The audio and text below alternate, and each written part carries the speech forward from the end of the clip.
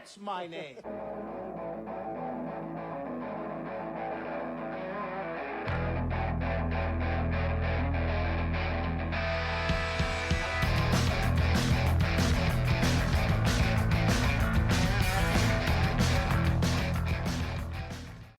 Hey, this is Sharks Across Hollywood, and this week on the show we're going to talk about Chasing Amy. I'm just going to get right into it. It's basically the third View Askew movie, and it completes what is called the Jersey Trilogy. So it was Clerks, Mallrats, and Chasing Amy. And there's references to both of the previous movies in this movie, and I know them all because I'm a huge dork. I picked up on more of them this time than on any previous viewing. Oh, that's good. But I still probably missed a couple of them. You know what I didn't do? I did not take notes. I did not watch this twice. I woke up this morning and I watched the documentary that is on the Blu-ray, which is just have the Blu-ray, which is just a reprint of the Criterion Laserdisc. So if you actually listen to the commentary halfway through the movie, Scott Mosier and Kevin they're just like, okay, we'll be back. We'll see you on the other side. You got to flip this fucker over. Yeah. Yeah, I this time I watched the introduction by Kevin Smith where he's talking. Basically, he's like, yeah, at some point in the commentary, apparently I said fuck DVD, but I remember that. I don't actually think that was me who said it. I think it was probably Mosier. I haven't watched that in so long, but I do remember that. That is really funny. Yeah, because Laserdisc was like the cool thing, and DVD is way fucking better than Laserdisc, but you know, it's all right. DVDs are smaller. Laserdiscs are so fucking huge, they take up so much room. Anyways, Chasing Amy. So, again, I didn't take any notes, so this is going to be maybe kind of a weird episode. Who knows? I just got back from my nephew's graduation in Montana, and I talked to him, and one of the first things he said to me was, hey, man, you guys need to do Clerks 3, because he's been listening to the show for a while, and we've done Clerks and Mallrats, and because of me, he's a fan of those movies. On his graduation cap thing, he had, 37, and all sorts of Clerks references on the thing. I'll have to post it or something because that was really funny. And my sister was like, "What does that mean?" I'm like, "Haven't you ever seen Clerks?" And she's like, "Yeah, but I don't remember." I'm like, "How many dicks did you suck?" I kind of whispered it to her because my mom was sitting next to me. Me thinking about this movie, and I know you said you had some stories about. Oh yeah, stuff. No, this was an important movie to me in many ways. This was the last before. I think I saw this before. No, I don't know. It was the last of like the original run of Askew-niverse movies that I actually ended up seeing. So you saw Dogma before this? Yeah. So I saw Mallrats and then Dogma. No, I saw Mallrats, Jay and Silent Bob Strike Back, and then Dogma, and then Clerks. That is a very ass backwards way to watch this. Yeah. So there's also some stuff in Jay and Silent Bob Strike Back that I never fucking thought of that somebody pointed out to me because I've been kind of curious. So this, as people know, this movie is about a guy who falls in love with a lesbian, but it isn't really. I mean, that's the framing device. That is the framing device. It's about male insecurity, which Kevin Smith has said, so that's not my original thought. So the initial concept came from Scott Mosier, sort of. There's an actress in the movie named Guinevere Turner. She plays the singer in the band at the lesbian bar Meow Mix, and she's I never caught the name of the bar was Meow Mix, and it's a lesbian bar in the original.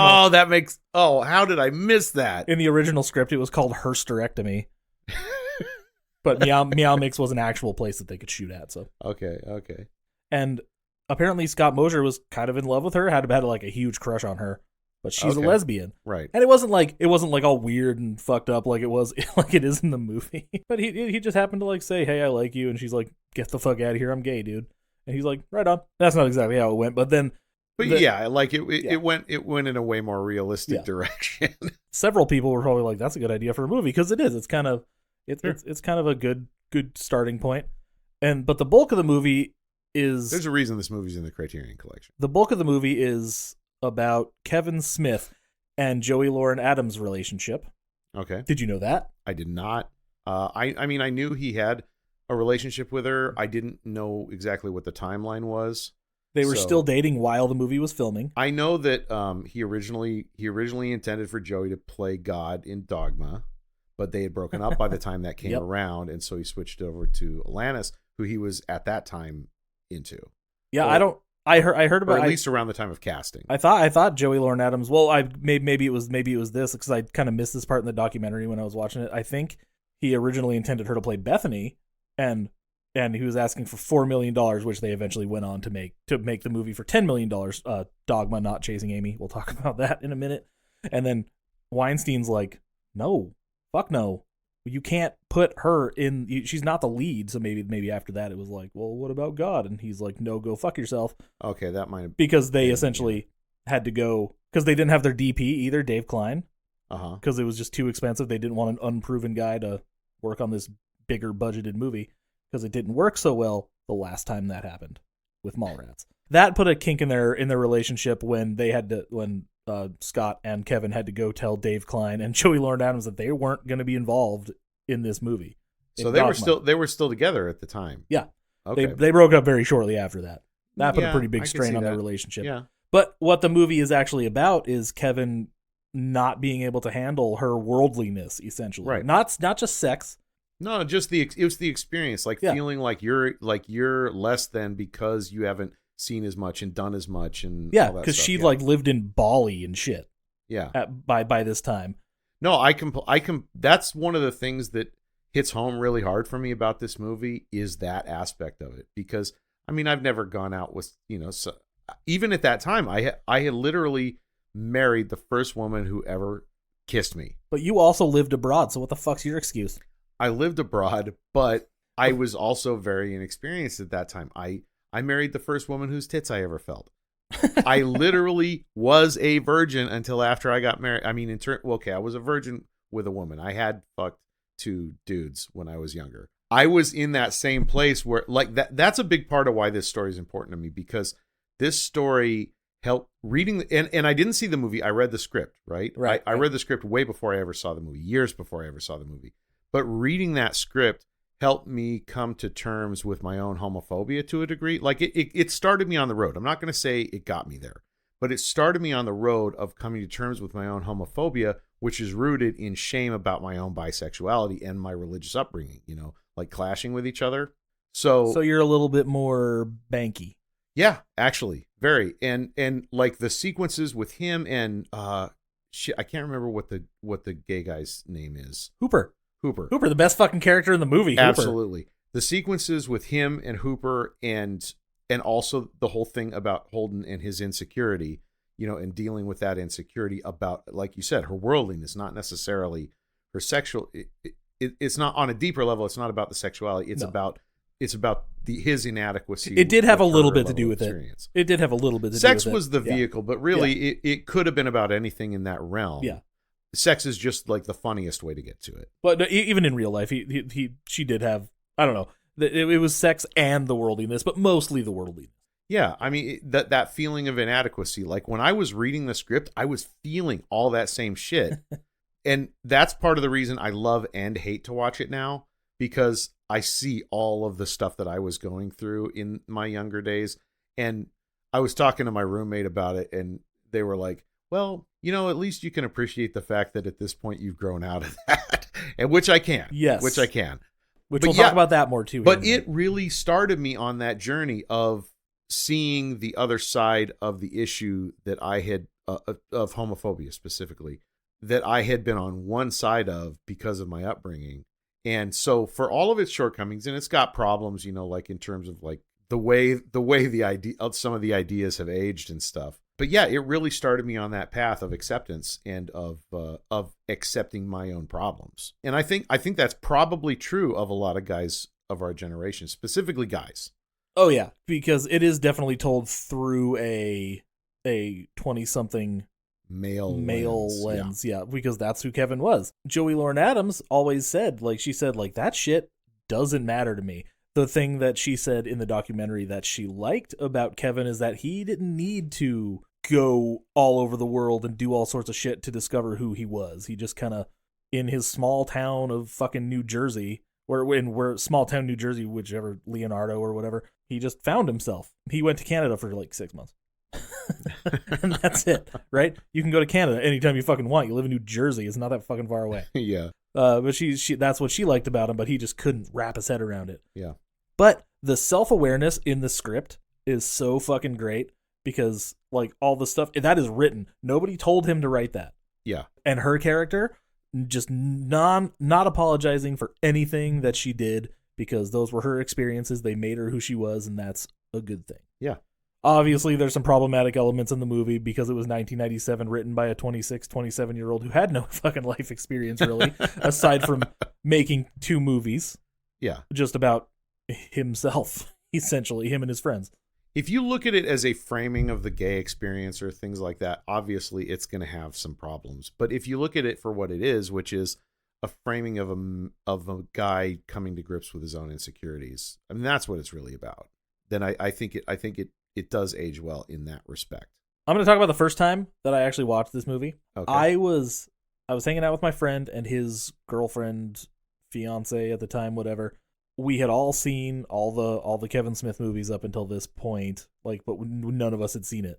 I'm like, oh shit, that's the last one. I gotta watch it. I'm pretty sure it was after I saw Clerks 2. Oh wow, so really? Yeah. Okay. Yeah, I was well out of high school. Yeah. So it must have been like in between 05 and 07 because Clerks came out in 2006, so somewhere in there. Right.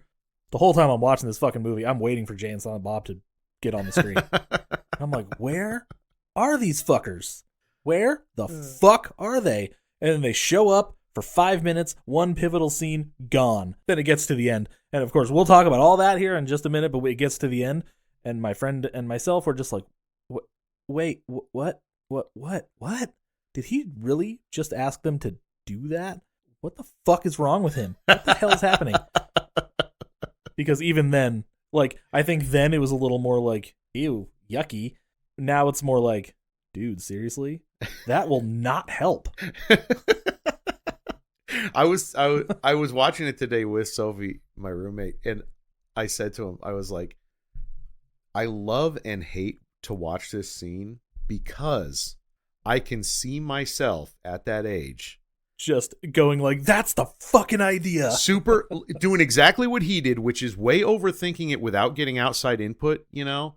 Yeah. And so he comes up with this idea in his own head, and he thinks he's a fucking genius who has solved everything, and he doesn't realize the position he's putting those two in or what this is going to do to their relationship, because it never occurs to him to think about it from that perspective. No, he's literally only thinking about himself. Yes, completely. Getting on Alyssa's level sexually, and then also having his friend explore whatever feelings he has for him. Or I guess he's like, I love you, man. You love me, I love you. It's it's a thing. We've been together forever. I don't think he's necessarily wrong about Banky at all. No. But at the same time, like even Hooper says it, like, that boy loves you in ways he's not ready to deal with. Yeah, very much so. I love Hooper. But like to go that route with it was the wrong way to approach it. It was completely wrong. But he thinks he's solving all the problems in his head, because that's what happens when you're a young guy who overthinks things and does not get outside input and thinks you've got all the angles covered. Yeah, I've completely been there. And then you throw that, whatever the idea, it wasn't that, but like, it's been things in my marriage, in relationships I've had since, where I'll overthink things and I'll get things worked out in my head, and then when I put it out there, it's like, what the fuck is wrong with you? And it just sabotages everything. Whereas if I had just, like, at the beginning said, here's what I'm struggling with, what's your side of this, and really listened, I could have dodged that entire bullet.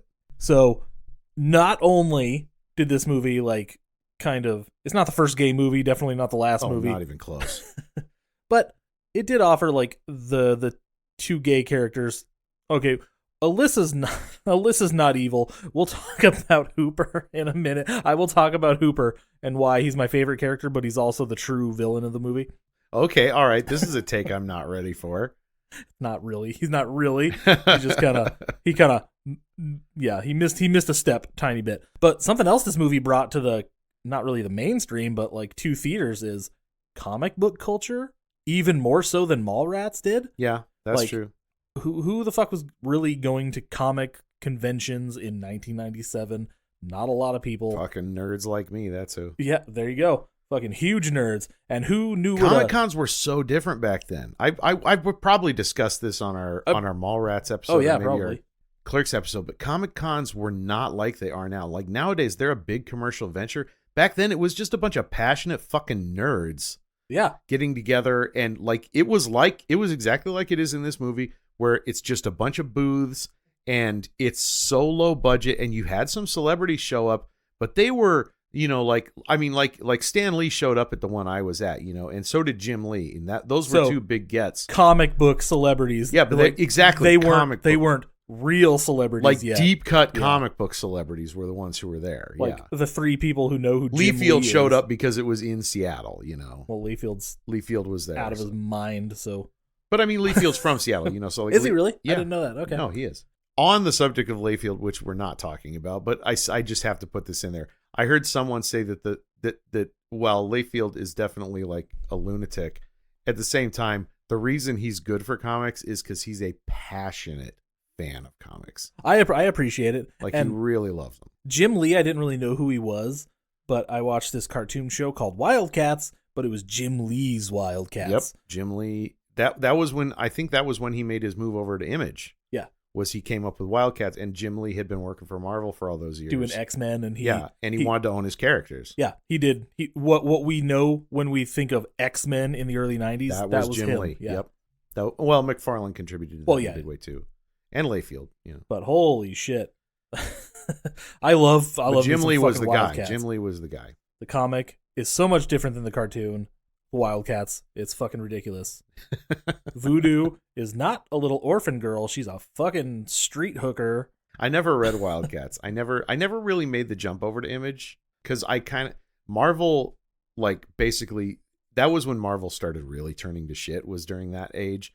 And so I just kind of fell out of comics after. So you just kind of well, this sucks. I guess I'm done for a while.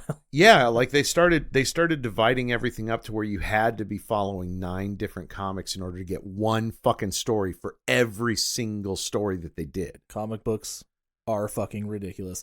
I can't get into comic books because of that. I love a few comic books, obviously, but holy shit, I love a good piece to get put together graphic novel. Welcome Back, Frank, or The Last Ronin over there, which I haven't read yet, but they're making a movie out of it, so fuck yeah. Yes. An R-rated Ninja Turtles movie. Nice. My understanding is, and I haven't read Last Ronin, but my understanding is that's the way it needs to be treated. Oh, I hope so. Oh god, I need to read it. I'm just lazy, so sorry. V for Vendetta, same thing. That's a well put together thing. Watchmen is a little wordy for my taste, but it's still pretty cool. And Watchmen is very wordy, but in the best possible way. That was the book that helped me realize what a genius of writing Michael Moore is, because the writing in that is brilliant. Truly brilliant. I did it too. Alan Moore's nuts, also. Yes, he is. But I kind of love him for it. I wouldn't trade it for all the world. I love that nutball.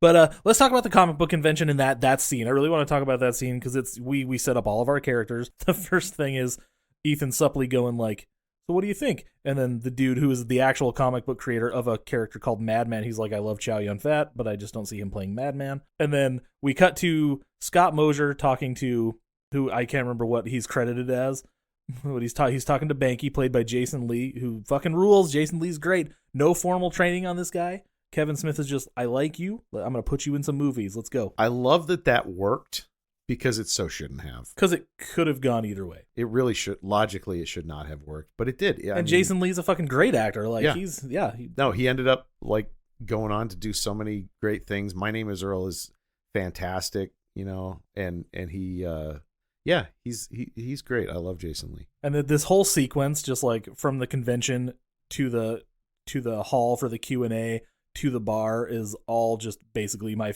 favorite part of the movie, really, because Scott Mosier's like, would you draw this or something? It's kind of weird dialogue because it's Kevin Smith, and he's like, no, I ink it, and I'm also the colorist, because who knew what a fucking inker and a colorist were?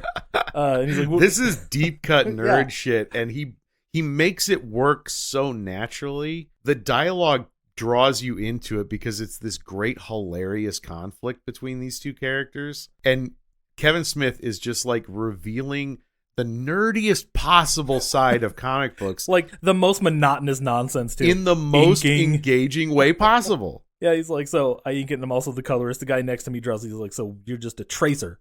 He's like, and you just see Banky go. There's a lot more nuance to it than that. It's like, I add depth and shading. Only then does the drawing truly take shape. And he's like, why don't you just admit it, man? You're nothing but a fucking tracer. And then here comes Casey Affleck. Casey Affleck credited as little kid. When he's fucking 20 years old or something. Mosier's like, so if somebody goes over the original drawing in ink, what do you call that? And he's like, I don't know, man, tracing, in his Casey Affleck kind of way. That had to be like Ben was like, hey, I want you to put my brother in this movie. And probably Kevin had written that role to be played by a child kid. for sure. Yeah. But then he was like, fuck it. Casey can play that. Little kid. It's cool. And then we cut to Affleck, and he's sitting there signing. He's like, and then we hear, your mother's a tracer or some shit. Like, and then we cut to Mosier, and he's like, you're mucking with a G, you fucking tracer. I'll trace a chalk line around your dead fucking body, you fuck. And I'll trace a chalk line around your dead fucking body. That is one of the best lines of the movie. And then they drag Mosier away. He's like, he jumped me.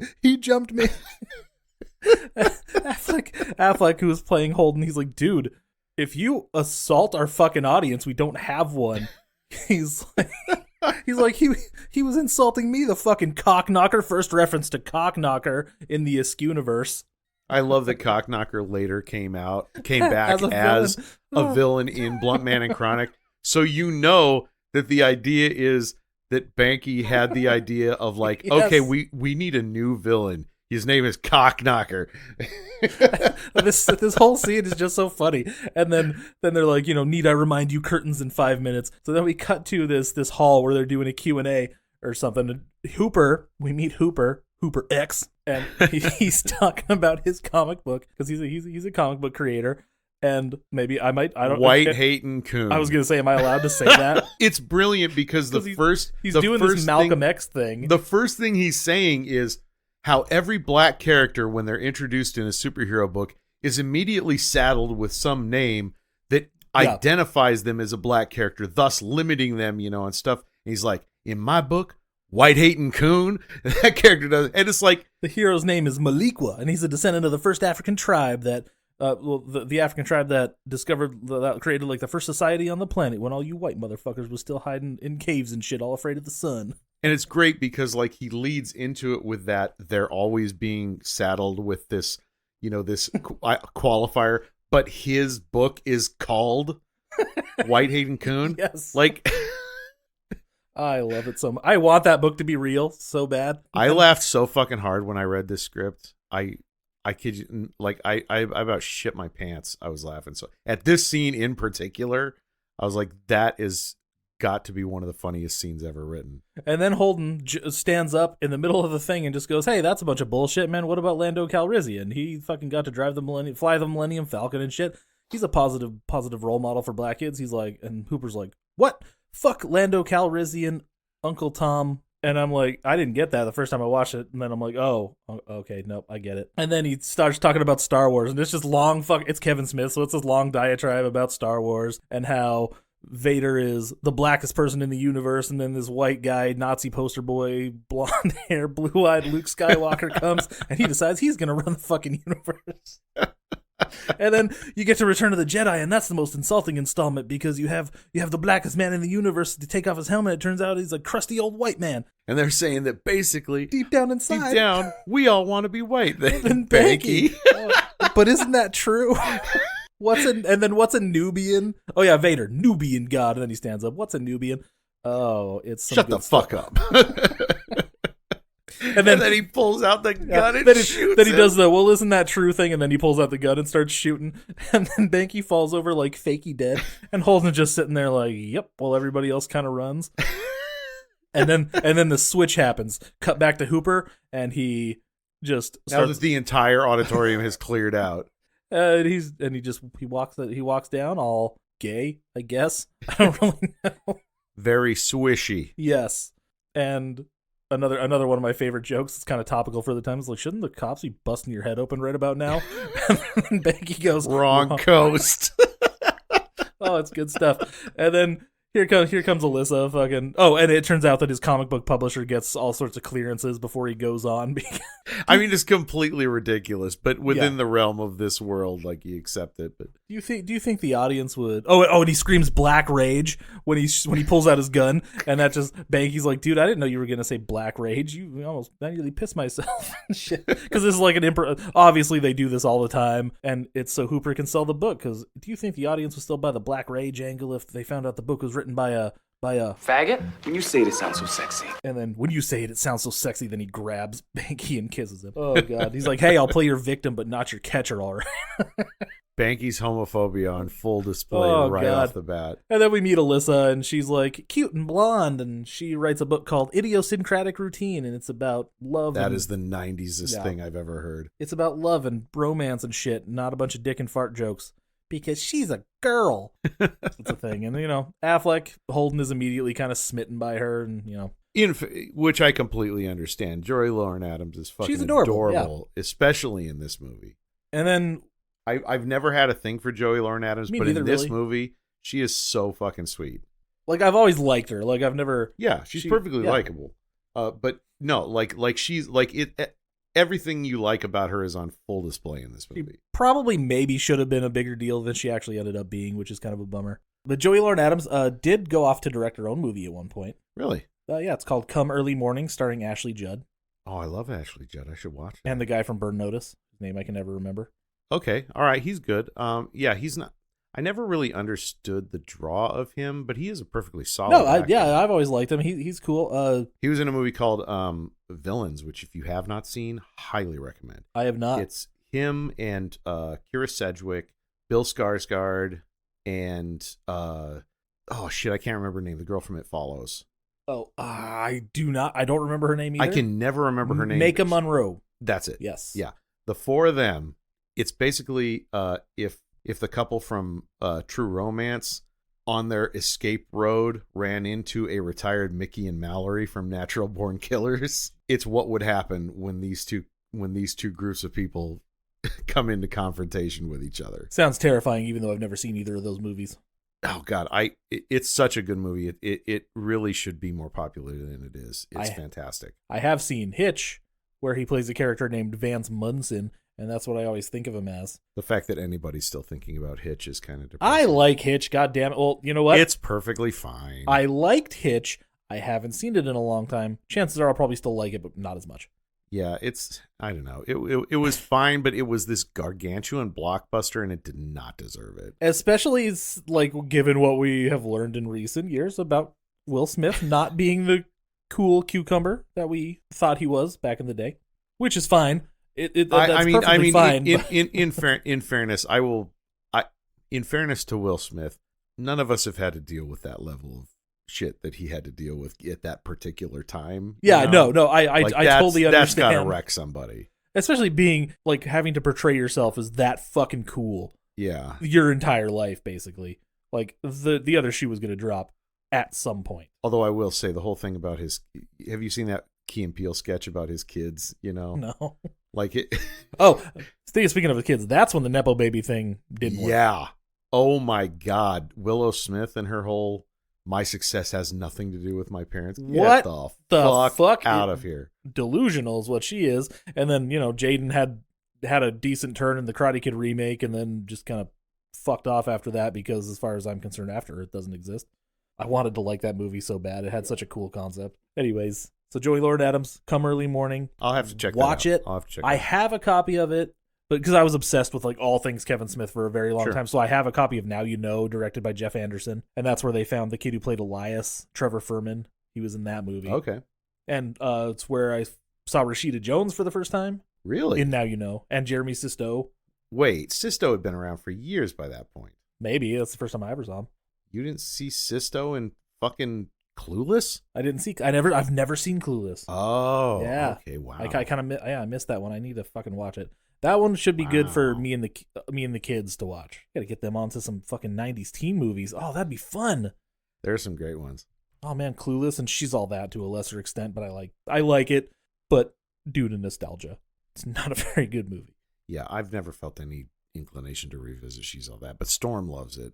And I like Freddie Prinze Jr. as a person. He seems like a cool guy. He does. And he likes wrestling, so.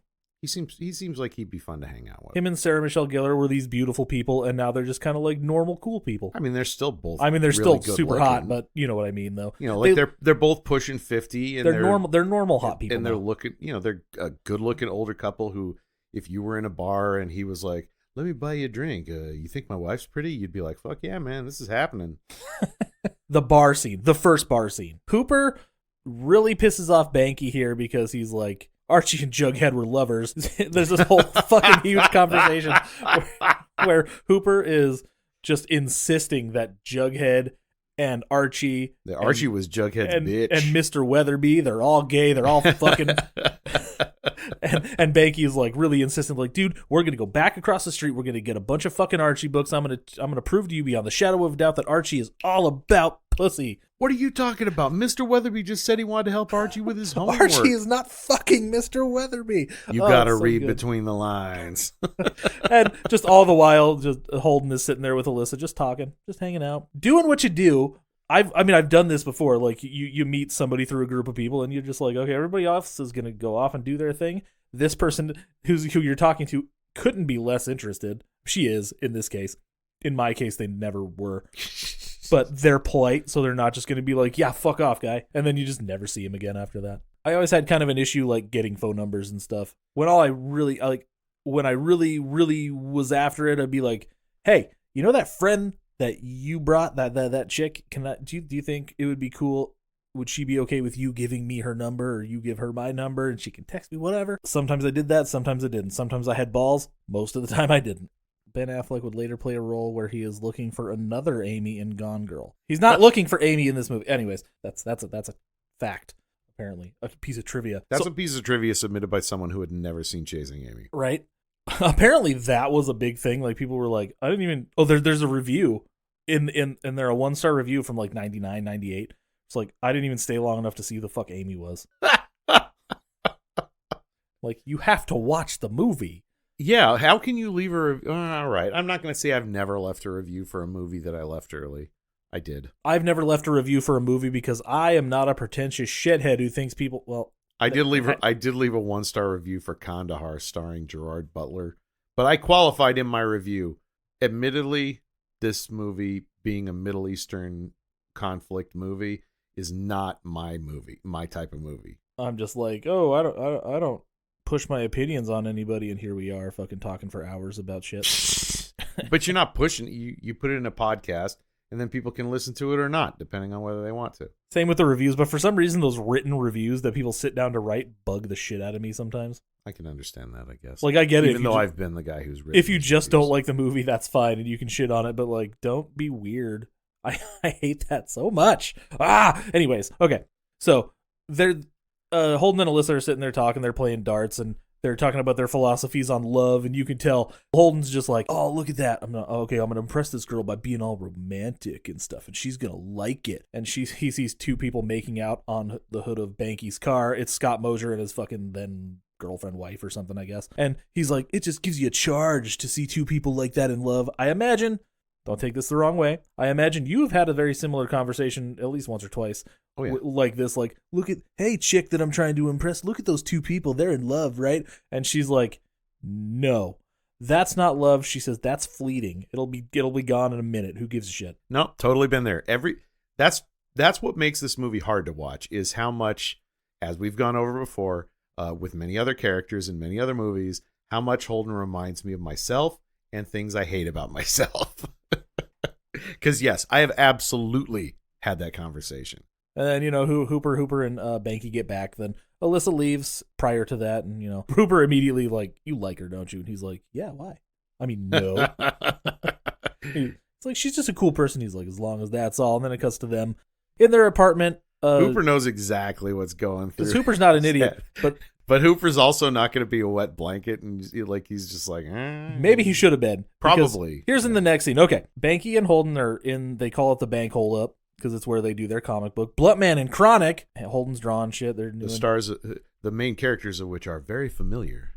This is a funny line, too. What do you want to do tonight? Holden asks Banky. He's like, I don't know, get a pizza, watch Degrassi Junior High. You have a weird thing about Canadian melodrama. No, I have a weird thing for chicks who say a boot. They get a call, and it's Hooper on the phone, and then Hooper invites them, I guess, technically just Holden, to a bar. Yeah, because later on, Hooper's like, I didn't invite your ass. What the fuck are you talking about free booze? Or free hooch, excuse me. It's technically Alyssa asked if they'd want to come and shit. It's another collection of scenes of these movies that I just enjoy talking about because they're all funny. Well, they're all funny until we get to a point where they're not funny anymore. They're all funny until that's a cliff. Until Holden becomes a pouty little bitch, and then it's just, which is what I hate most about him because I see myself in it. It just reminds you so much of yourself. Oh my god! He's like, oh hey, that was Hooper. He invited me to a club. What is that? Faggot? When you say it, it sounds so sexy. You're gonna learn that you like chicks. It's like, it's not that kind of club. It's like, all right, cool, let's go. But you can't come. He's hooking me up with Alyssa. Oh, like that'll fucking happen. Banky sees through it already. Yeah. But he's also like been there for 20 years and like watched him fail a million times getting chicks and stuff. So that's natural. I do that. I'd do the same thing to you. You'd probably do the same thing to me. We'd fucking do that. If you were in that position, yeah. Like, yeah, you pussy, you're not gonna get shit tonight. Fuck you. And then you'd throw it at me. You're not gonna get laid either. But then this apparently bugged Kevin Smith a lot because Holden walks up behind Banky and says, one thing was made abundantly clear the other night when we were hanging out. This chick loves me. And then he does this little dance, loves me. And then in the commentary, Kevin goes, that's what I asked for. And then he starts doing that weird little dance at the end, like, who's your daddy and shit? And he's like, that's what he gave me. All I asked for was that little... Can you think about this, though? Nobody in this movie was fucking famous yet. That is really wild to remember. I mean, Affleck had done work, but he wasn't he'd done Affleck. Plenty of stuff. He wasn't Ben Affleck yet. He wasn't fucking Affleck. Yeah. Because not until next year. I mean, they've been working since they were teenagers. Him and Damon both had been. And Damon's in it too later, in like a bit part. Yeah, it wasn't until the next year. Arguably, at that point, the guy who played Dante was more famous than Matt Damon because he was the star of Clerks. Yeah, at least with this crowd, too, that's going to see the movie. But, I mean, Affleck had been in, like, other teen movies like Dorm Days or Glory Days or whatever. And he was in Buffy the Vampire Slayer, had that Can You Miss It role. They were in School Ties with Brendan Fraser. Ties. That's the one. Yeah, it's so fucking weird because then the next year, Affleck and Matt Damon, fucking huge, gigantic stars. Yeah, like they went from 0 to 60 overnight. And that's why apparently it was really easy to get them into Dogma. Like, Harvey's like, absolutely, fucking Matt and fucking Ben. Yes. Joey Lauren Adams? What the fuck's that? I'm surprised he couldn't parlay being able to get Matt and Ben into him getting whoever he wanted for the lead. I'd kind of prefer Joey Lauren Adams over Linda Fiorentini. But, I love Linda Fiorentino. I don't have any problem with her. I think she's great in it. How would you pronounce her name? Fiorentino. She is great in the movie, but I just like... I would have enjoyed Joey Lauren Adams too, I think. Maybe, but I don't think they could have worked together. I think the movie would have been a disaster just because of how their relationship would have ended anyways. I think, regardless. If it was like that already, it's probably for the best. But whatever, who cares? I don't know enough about the backstory between them. I'm sure he talks about it extensively in one of the evenings with Kevin Smith or something. Not really, actually. So where does he talk? Oh, is this some podcast shit? Or is it commentary? That is a good question. Where do I learn all this stuff about Kevin Smith? Because I've been obsessed with him for like 20 years. So it's just like random shit. That's fair. You probably picked it up from 100 different sources over the years. Because I just like Kevin Smith. He's just a nice dude. And you can tell this is a very therapeutic learning experience for him. They're friends now. Him and Joey Lauren Adams, so that's cool. So let's get to this bar scene because this is where shit goes. This is the cliff. But so they get to the bar, and this is where I'm like, Hooper's the real villain because Affleck comes in, he's all dancing, he's all happy, he's like, hey, I'm gonna go fuck this chick, and Hooper's like, hey, there's something you should know. He's like, what? She's got a boyfriend? He's like, no, not exactly. And he's like, what's to know? And Hooper's just like, okay. That's the point at which Hooper's like, all right, you wanna be cocky with. Go learn the hard way. When Hooper should have been a good friend and just said, dude, she's gay. She likes chicks. Yeah. It's fair. It's a little catty of Hooper to do that, but it's also completely within his character as far as I just can to kind tell. of, because be like, all right, I want to see some drama. I'm bored. Let's watch it unfold. Alyssa's there. She's just dancing, having a good time. He goes over there and they talk. And this is where all the fucking Mallrats and Clerks references happen. Yeah. Because apparently she used to live in New Jersey, Middletown, New Jersey specifically. And they, And her best friend fucked a dead guy in the bathroom with a quick stop. She's like, all right, quiz me. He's like, what does he say? Something about this place. And then what about the mall? Oh, Eden Prairie or Menlo Park. What about the quick stop? My best friend fucked a dead guy in the bathroom. He's like, you know that girl? She's like, yeah, I haven't been back to town since my friend's funeral. Wait, the quick stop girl died? She's like, no, the YMCA pool girl. And he's like, you know her too? And I'm watching it for the first time going like, holy shit, this is fucking crazy. Because I'd never watched anything like that before. This super referential to another movie. Like the shared universe thing, like which had happened before with like the Universal monsters and stuff. And it's been a thing.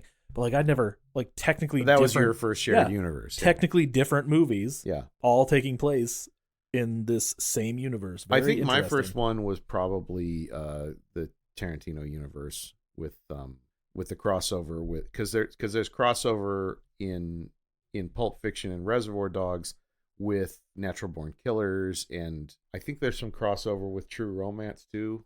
I'm gonna have to jump on some of these. They just reference like it's some deep cut references, but like Michael Madsen's character in Reservoir Dogs says that his assigned PO was Scagnetti, who is the detective in Natural Born Killers who chases Mickey and Mallory. And then of course, Vincent Vega is technically brothers with also Michael Madsen. Vic Vega, Michael Madsen's character. Yeah, I keep forgetting that Tarantino didn't actually direct Natural Born Killers, but he did he write it? But he did write it, yeah.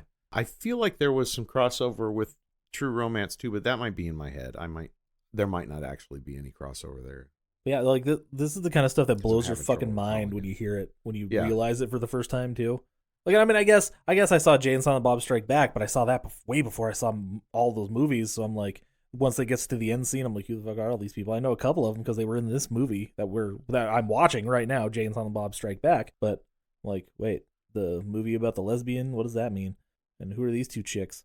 And what's Hooper talking to Banky about? Or who's that guy talking to Banky? Like, what's going on? So then there's a band up on stage, Guinevere Turner, queen lesbian at the time. Apparently she was just like really huge in the queer scene. So she's up on stage singing, and she's like, hey, we used to have this bass player who went off to draw fucking comic books, and she used to harbor these delusions that she could sing throaty renditions of Demolition Man, Debbie Gibson tunes and shit. So we'll get her up here to sing a song. And Affleck's like, oh my god. And she like does this thing, Joey Lauren Adams, Alyssa, she turns around and like kind of body hugs Affleck, like trying to hide from the eyes of the audience. And he's like, oh, that means she's like, you could tell his mind's like, oh yeah, she loves me, she's safe with me, that's it, I am her king. This is fucking And then she goes up and she starts singing the song, which Joey Lauren Adams wrote. It was a country song because she's really into country, so when you watch Come Early Morning, country shit all over the fucking movie, but they souped it up and made it a more 90s alternative song. Yeah. Oh, speaking of which, doesn't that Mighty Mighty Boss Tones song play like the impression that I get? Yeah. When they first get to the bar or so they had like a real fucking song in the movie for 5 seconds. Yeah. That song is in so many movies of that era. Maybe it was cheap to license. It's a good song too. There's no soundtrack to this movie either. Really? Yeah. She starts singing and she dedicates the song. She's like, this is for that special someone in the audience. And she's kind of looking in Holden's direction, and he thinks it's all about him. And that fucking dance that Affleck is doing while he's like touching his stomach and just being like, oh yeah, and then he's like smiling real. Banky comes up and like sees him smiling. He smiles at him like fakey, and then this blonde girl comes in between Holden and Banky, and Holden's watching Alyssa. Banky's like looking at this chick, going like, holy shit. Looks at Holden and goes, dude, fucking look. And he's like, whatever, fine. Turns out that's Jason Lee's then wife. Oh, really? Yeah. And then Alyssa gets off the stage and then just slams into this chick. Their faces just like, blah, they start making out. And Holden's like, oh, dude, that's so awesome. And then he's clapping. No. Well, he doesn't actually say it's awesome. But Banky was... Banky, yes. Acting like it's awesome. And he claps. And this is the funniest thing. Kevin Smith pointed this out, and I can never unsee it. So Banky goes, a light bulb kind of goes off in his head. He's like, wait a minute. So he looks over here, sees two girls kissing. Looks over here, sees two girls kissing. Yeah. Looks over here, sees two girls talking, and then immediately goes, it's a lesbian bar. Two very butch kind of girls.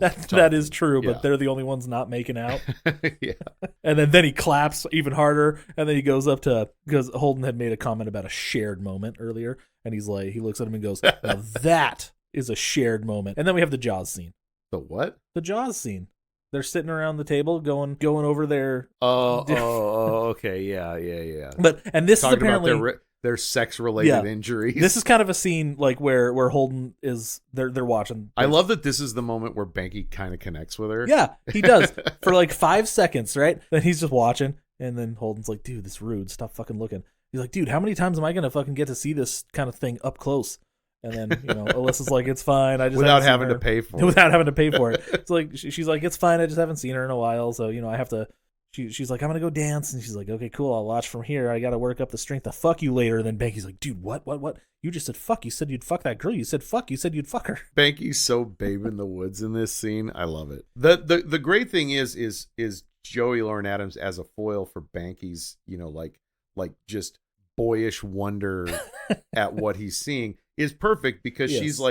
she's not hostile. She's very open and she's very willing to talk about, all of his childish curiosity, which is definitely potentially offensive, but she's just being cool, but she's just like, hey, fuck it, whatever, Like, let's talk about it. We're having fun. We're all friends here at this point.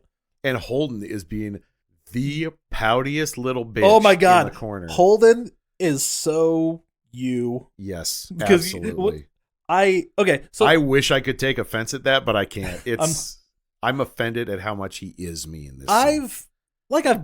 we've all been that, in whatever situation. Yeah. Right? Whether it be like you meet a cool guy and you want to be in a band with him, but he starts a band with somebody else. Yeah. I've literally had that happen, and it was a really bummer. And I was sitting there like Holden while I was at their show going like, this is fucking cool. And it's happened with girls several times. Absolutely, yeah. I do look back and I'm like, you know what though? I was never quite as bad as Holden. I did root for him back in the day. Oh yeah, me too. Because I was kind of in the same boat as him. Like as I'm reading the script, I'm like, before I got to the end and realized what was actually going on, I was fully on Holden's side. I was like, yeah, no, man, I get it. But then you grow up and realize, like, okay, Holden, you're kind of wrong. Like, I still see where you're coming from. I get it, but you are incorrect. So is Banky. Banky needs to chill the fuck out a little bit. Oh, Banky, yeah. Banky needs to be a little more supportive.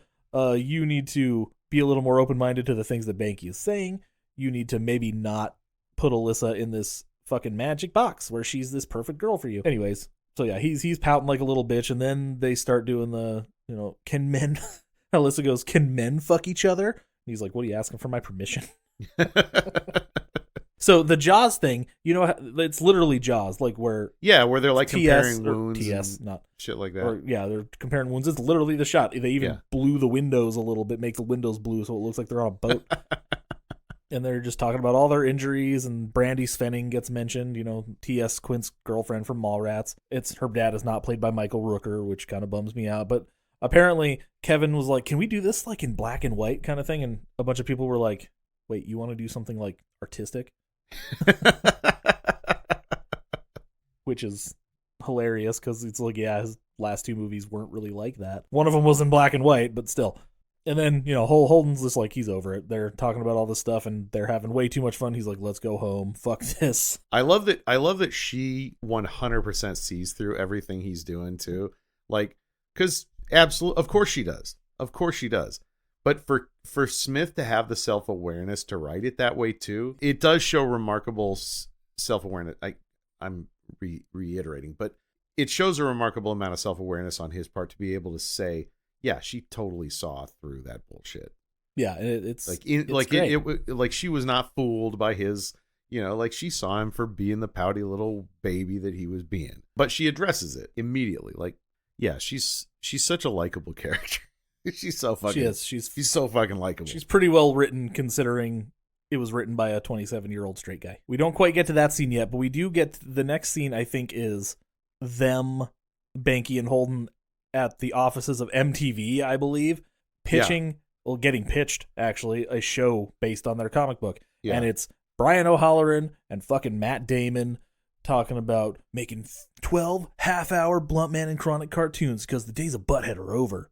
And they were at that point. There was a deleted scene where they had like a lawyer and it was something about there was a line that I thought was funny, something about you fuck a lot of mothers or something. He's like, every mother but yours, a shyster has to have his standards. I do remember that there were a lot of scenes in the script that didn't make it into the movie. Yeah, they cut a lot out of this. Yeah. Because it's a Kevin Smith movie, so so there's like at least a half hour of shit that didn't get into the movie that they definitely shot. Because Mallrats is like a 20 minutes. I haven't watched the deleted scenes yet. Yeah. They're deleted for a reason.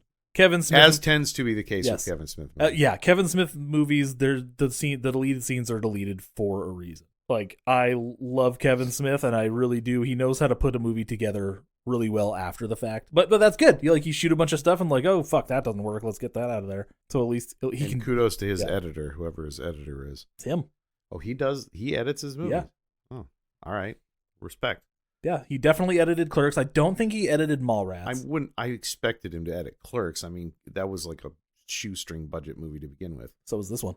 But we'll get into that towards the end here. And he edited this one for sure. I don't know if he edited Dogma because that was such a big one. Yeah, that movie was supposed to be a big deal. Yeah, and I'm not sure if he edited Jersey Girl, but I know for sure that he edited Clerks 2 basically on the spot. He would spend all night just fucking editing scenes together so they were shot shooting that digitally. Yeah, and ever since then he's just been cutting his movies together like that. And I'm like, that's so fucking cool because you immediately have that satisfaction of seeing. Yeah, stuff. that's right. I remember reading something about him, saying how exciting it was to be able to show a rough cut to the cast and crew like within 24 hours of having wrapped. Yeah, that's real nice. I think he said that about Red State. Yeah, he definitely did it on Red State. Fucking. Yeah. I think that might be his legitimate best movie. It's a fantastic movie, and it's sad that you don't hear people talking about it anymore, because you kind of did for a minute, but it hasn't had the carryover that like Tusk has. More people talking about it now for not quite the right reasons. Yeah, I mean, it's basically because it's got the shock factor that Red State didn't have, but Red State is a legitimately fucking good movie. Yeah, it's a weird watch on your first time. At least it was for me. I heard, oh, I'm making a horror movie, and then I'm like, okay, well, the first third of it's a horror movie, and then the rest of it's not. The rest of it's a siege thriller. It's fucking weird. I don't know. It definitely grabbed me like the very first time I watched it. I was just like sucked right in, and it didn't let go the entire movie. I was just like captivated. I think the last movie he made prior to that was either Cop Out or Zack and Miri Make a Porno. So very much also not Kevin Smith movies, but yeah, that's fair. Yeah, it's weird. Like the first few minutes is a Kevin Smith movie of Red State because it's just three friends talking about fucking some chick that they met on the internet. Okay, anyways, Chasing Amy. So Affleck's a little bitch. He's not sure that they want to do the cartoon. Then Alyssa shows up at their apartment and she's like, hey man, you want to hang out? I know I got a good idea for a comic. This dude meets a girl, decides he likes her, and it turns out that this chick is gay. And so he gets weird and bolts. And then, they start hanging out. They become friends. It's cool. Now, this is where I'm immediately getting lost on what actually happens because I didn't take any notes and I don't know what the next scene is. Well, there's a lot of montage here. And it doesn't matter. Yeah. The montage doesn't come until after they hang out this first time, and then Jason Lee, Banky, they get invited to a signing appearance at a con, and they're about to jump on a train, and she's like, hey, well, there's that montage too, but there's kind of a montage here, isn't there? I thought there was a montage here. I don't think so. I thought it was on YouTube, but it is not, because I was gonna check it out and see. Or give me a second. Or is this where he takes her to skee ball? Skee ball, right? Don't take chicks to play skee ball. I'm just kidding. Fucking he says this place is like Spanish Fly. This is probably the first time I don't score afterwards. And she's too busy getting double stuffed to know what skee ball is, apparently. So yeah, she's like, I had a life. He's like, how did you grow up? And she's like, fucking getting out and doing shit. We hung out, smoked pot, and he's like, oh, okay, whatever. So he teaches her how to play skee ball. It's adorable. She fucking pitches the ball. She throws it overhand and it bounces off and hits some dude in the face, and then they throw it back at him. It's funny. It's cute. I do appreciate it because this is, he's just I can't tell if his intentions are actually nefarious yet. Not nefarious isn't the right word, but Is he like kind of? Is he being duplicitous about the whole thing? Is he accepting the fact like, oh, maybe this isn't gonna work until like he falls in love with her? No, he's fully into her. He's like, in my opinion, and granted, this is me reading him like me at that age. But, so this is obviously more an assessment of me. But based on my experience and the way I read the situation, he's fully crushing on her hard, like right from the beginning. And she's like, hey, you want to be friends? And he's like, I'll take it since that's all I can get. But he wants it to go to the next level. I don't think he's necessarily angling for it to go to that level, but he's fooling himself in that he's telling himself, I can be cool with this, but he can't. We did miss an important scene. This is what happens when I don't take notes. When they're first hanging out, in this scene, there's no montage, but they're sitting on the swing sets at the park. And this is where he starts asking her about things, and she's like, I'm sorry, it was kind of weird, right? And he's like, no, it's fine. I've never gotten to see that thing up close. Good Lord, dude. They're lesbians. Just fucking get over it. But then again, I'm speaking as a guy in 2024 who has free fucking porn all over the goddamn place. I can watch lesbians kiss all day if I wanted to. That's true. Yeah, it was the 90s, and it was a way... Like, if you weren't part of that scene, like, you typically didn't see it. Yeah. Which isn't just... I mean, it's not like there was never a place to see it. But, just if you weren't in that group, then it was something that was more part of that group's doing, and so it was like I can understand. I can understand because, I had my group, my social circle that I was in. I never saw lesbians kissing because that wasn't part of my social circle, Yep. Nope. I never saw fucking lesbians kissing. I barely saw girls because I was a loser. In Great Falls. Great Falls is a very weird place to live. I'm just speculating based on my very limited experience of Montana. Oh, yeah. Oh, Montana's an anomaly. I like living here in Spokane. It's like just big enough, not too big. I'm probably not going to get shot when I walk out my front door, but it's highly unlikely. But there's also shit to do. Famous people come here and like do stuff. So this is the scene where he also asks her about like they have that conversation about sex and are you a virgin? And because he's a man, he's like you're still a virgin because you've only had sex with chicks. And she's like, that's really stupid. You're a fucking idiot. And she basically starts deconstructing his, and his whole argument is because, well, that's the standard. That's the standard definition. It has to be penetration. Oh, you have to break the hymen. And she's like, yeah, but I've been emotionally penetrated. Not quite how she puts it. And my hymen was broken by a fence when I was 10. Yeah. So, and then she's like, well, what about rape? That's not the standard. So is that girl a virgin? He's like, no. Then I'm like, you're just digging yourself a hole, buddy. You need to shush. It's a great scene for deconstructing how many assumptions are built into the standard, quote unquote, standard worldview, Yes. of that time specifically, and how really unfounded a lot of those assumptions are if you analyze them.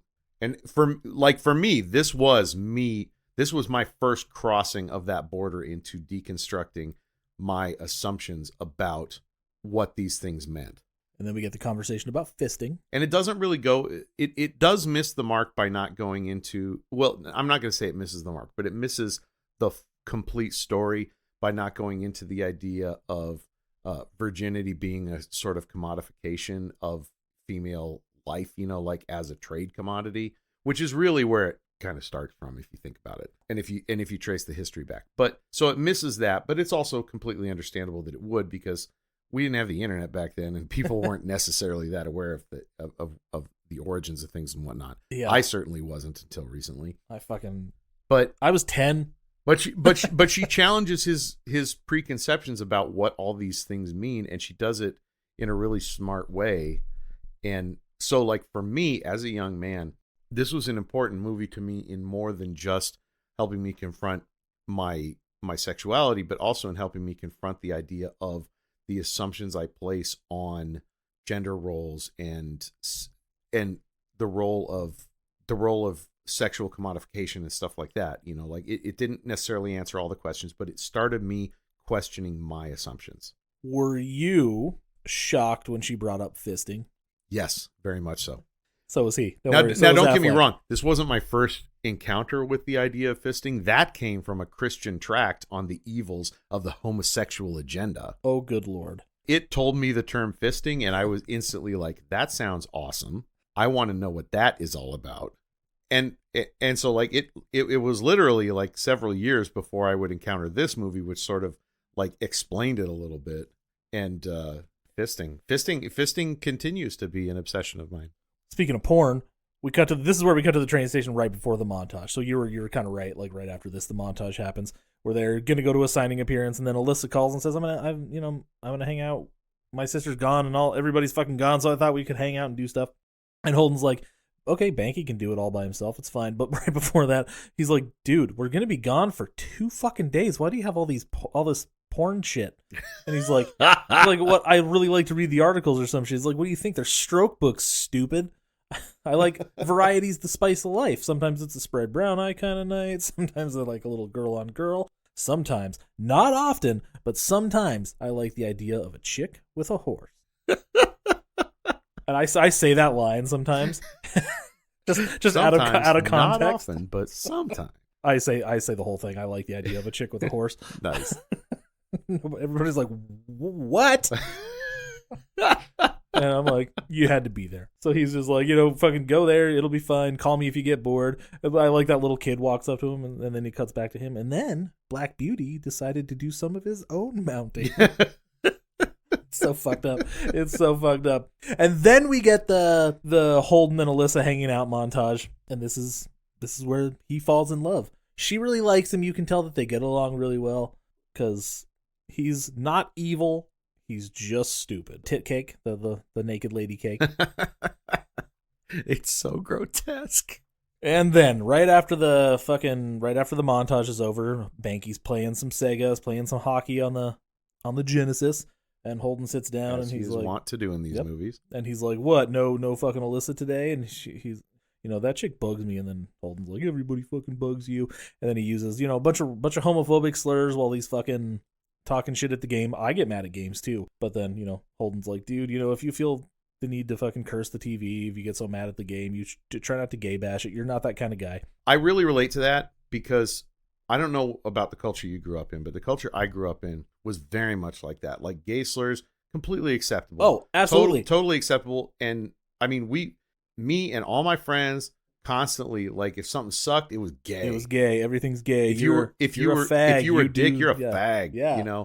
And so this was again, like it wasn't the first time I'd heard somebody say, like that's homophobic, that's this, but it was the first time a character I was relating to was saying it, because I was relating to Holden and I was relating to Banky. Like I really relate to both these characters, and for Holden to then come in and bring this idea in from a character who I can identify with, I'm going like, yeah, okay, all right, I can see your point. And then Banky comes in with the oppositional argument, which is she's programming you, dude, which was the oppositional argument that my age group got. But then for him to actually like have a legitimate position, but also a sympathetic position, it helped open my mind to it, And so again, while this movie is far from perfect, it was a really good stepping stone for guys specifically of my generation to open our mind up to the idea that we needed to re-examine some stuff. Yeah, it actually took me a long time. It took me a long time too. Like a very long time. Like reading this script wasn't the end of it. Far from it. This was like a first step on the journey towards becoming towards like cutting myself out of my homophobic paradigm. Yes, like things only stopped being gay to me within the last 10 years or so. I think it was a little further back from me. It was probably around the mid 2000s. I'm gonna say maybe early mid 2000s when I kind of started re-examining stuff.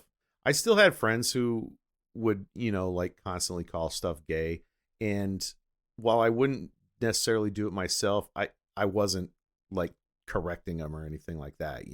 Yeah. Now I'm the asshole. I'm like, what's gay about it? And then they never have an answer. Yeah. Just makes them uncomfortable at that point. Yeah. But that's the point. That's what I'm doing. I wish I had the personal integrity to be that guy back then, but I didn't. Nowadays I probably Nowadays I'd be like, it's gay, so what does that mean? Disparaging an entire group of people because I just feel like saying a word is kind of douchey.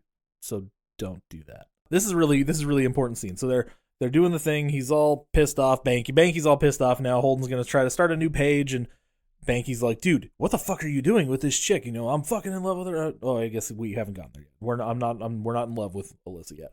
But we're gonna get the analogy, the SAT question, the 4 crossroads, right? God. In the middle of the crossroads is a crisp, brand new $100 bill.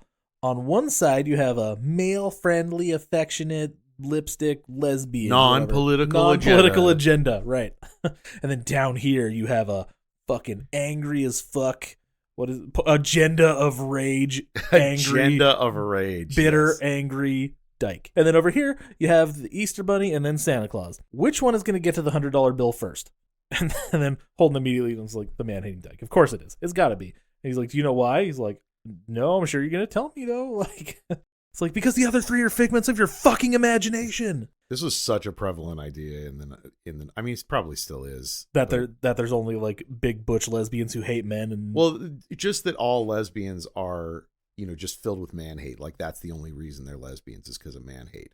To be fair, Rachel's friend that she was talking about downstairs totally hates men. I'm not saying that there's not any lesbians who are filled with man hate. It's just funny that the only one that I've ever really hung out with is the one that happens to hate men. No, I've hung out because my ex-girlfriend had tons of lesbian friends, and we hung out all the time with them. Man, they were just totally cool. Like they they were just. I mean, did they have a political agenda? Sure, because they were fucking affected by the shit, Like, who wouldn't in that position? Some of them were probably pretty angry at men. I mean, shit, but honestly, any woman who's not angry at men probably isn't paying that much attention and has lived a very sheltered existence. But, like, that attitude is what at that time was really prevalent, and I'm sure still carries forward to this day, the idea that the only lesbian is the angry, man-hating lesbian. And we forgot to mention that they're only lesbians because they haven't had any good dick yet. Oh yeah, that's Banky's whole perspective. All any woman needs, be it mother, senator, nun, is some serious deep dicking. This is also the scene where Holden, Banky's like, what is it with this chick, man? What's so fucking important about her? And then Holden's like, I'm fucking in love with her, man. And then, did you see what was written on their bedroom doors? I can't remember what it was. Did see it, but I can't remember. Banky says sex room, and if I ever start a side project and do my Stumpy's Revenge Band, Here Lies Dick Boy is either the name of a record or the name of a song, because that is the funniest fucking thing ever. So this is where the movie kind of goes off the rails and stops really being a comedy and being a much more dramatic piece. Well, it's the natural progression of this story. Oh yeah, no. So we're in the diner. Then Holden is got something on his mind. Alyssa buys him a painting. Oh, he is so broody. Yes, yeah. Alyssa buys him a picture, a painting from Rip Torn's son. Yes, that guy. That's Rip Torn's son. At the diner, yeah. So they do more that. nepo babies. Yeah, he's great. I love him. And then they get into the car, and she's like, "Hey, you're gonna hang this fucking thing for me." And Ben Affleck's like, "You better not let the girl community know that you needed a man to help you hang a picture." She's like, "No, dumbass, because I'm giving it to you.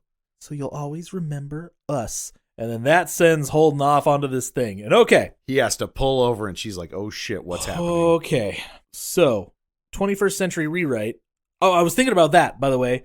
This story would be so fucking good as a series, where we can focus on these 3 characters, maybe 4. Hooper could have a much bigger role. Focus on all these characters. Banky and Alyssa could definitely, have more time to explore their sexuality. I don't really know where Alyssa's at. Is she bisexual? Is she pansexual? Is she gay, but just like hetero-romantic or whatever the fuck, I sympathize even more upon more recent viewings with Joey Lauren Adams' character, because she's right. She's like, for you, this is, I get to do this quirky thing and I get to be in love with the gay girl. Yeah, but for me, in this scene, this is going to tear my whole life apart, because this is my identity I've built up. Yeah, this is a period of there's always a period of adjustment in a new relationship. Yeah, period of adjustment. I'm fucking gay. This is going to fuck my world up. Yeah, it's the same thing as if I were to start dating a guy right now, which I'm not opposed to the idea. I've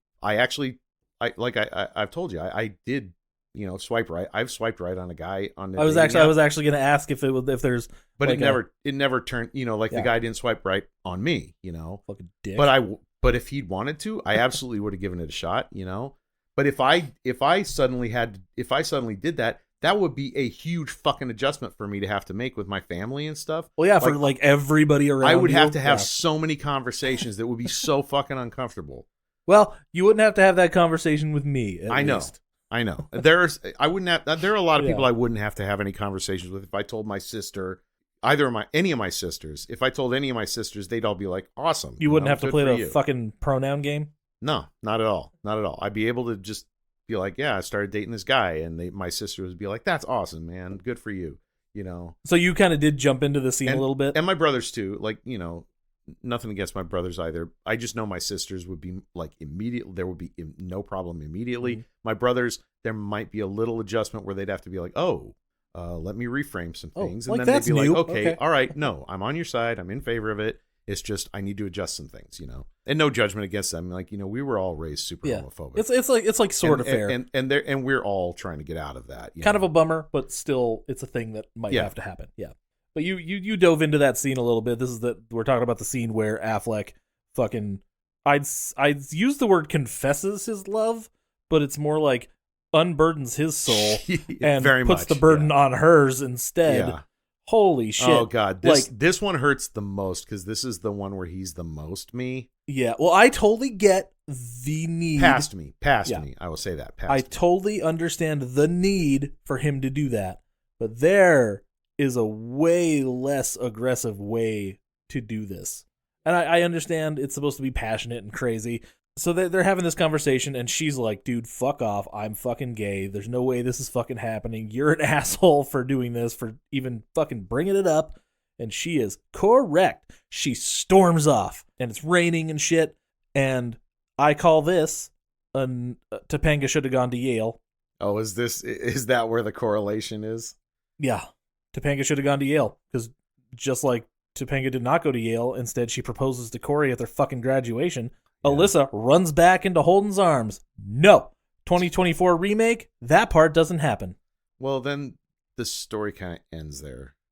Wrong, because it's the 2024 remake, but it's the series. So now we have a lot of stuff, and they need to work on their actual relationship. So what you mean is at that point we get into the more nuanced side of them dealing with their shit. Yep. Okay, yeah, in a series that would work. In a 90-minute movie, no. You have to have it happen right here. Topanga should have gone to Yale. Cut to them fucking in the... Well, not really cut to Banky coming home and finding them having just gotten done or sleeping probably the prior night. Sleeping after a night of crazy Deep fucking... dicking. Yeah, exactly. There's shit, like there's paint everywhere, there's garbage everywhere, there's all sorts of shit going on. They have been getting up to it, and it looks like it was awesome. I don't know what the fuck Banky was up to. He was at the thing. He was at the fucking con thing. That was before. Because they'd already had that conversation. They did the montage. No. This is Banky went to the thing. Holden cries off on it so he can go hang out with Alyssa. Over that period, he ramps himself up to on the last day, he confesses his love to her, and then they fuck that night.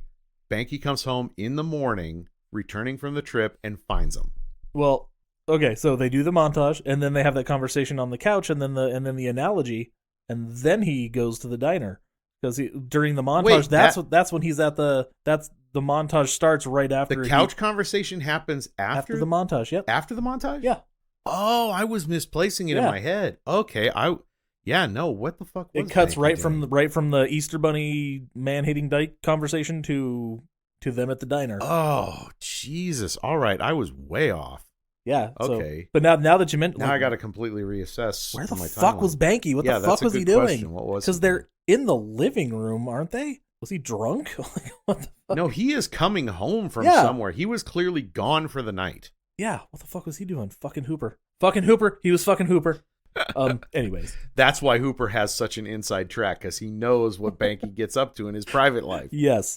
Then obviously, and Banky's like, "Don't you fucking tell anyone." Banky storms out. He's sitting on the front porch of their little apartment.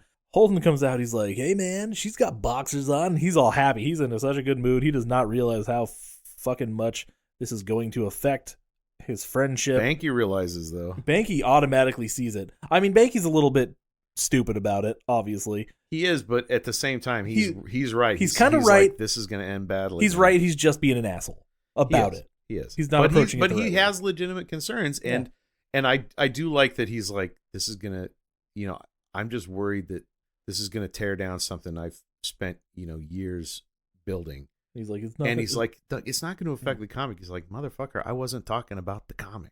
But then there's also like humor peppered in. He's like, he's watching these Catholic schoolgirls like stretch. They're very young. This is very inappropriate.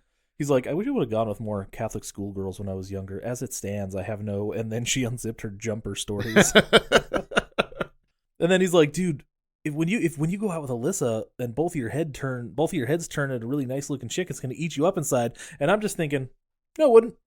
No, he's right about it for Holden. For Holden, though. He's right for about Holden, absolutely. Yeah. But me, never. No, me either. Because Never. I'm at a place of maturity where but at Holden's age, yeah, it would have eaten me up. No, not even then. That's good because that means that you were more emotionally mature than me and Holden. Yeah, my insecurities were way different. I had them, obviously, but I never like went, oh my God, you did this thing and now I feel inadequate. I always felt inadequate anyways. I'll tell you what it's about for me, and I can't say this for anybody else, but for me personally, it was about being raised in purity culture. Oh, that fucks people up. It's so fucking bullshit. It's so bad. It's so destructive. Purity culture, man. Fuck purity culture. Because at that point, any experience that anybody has is like going to be more than you've ever had. Yeah.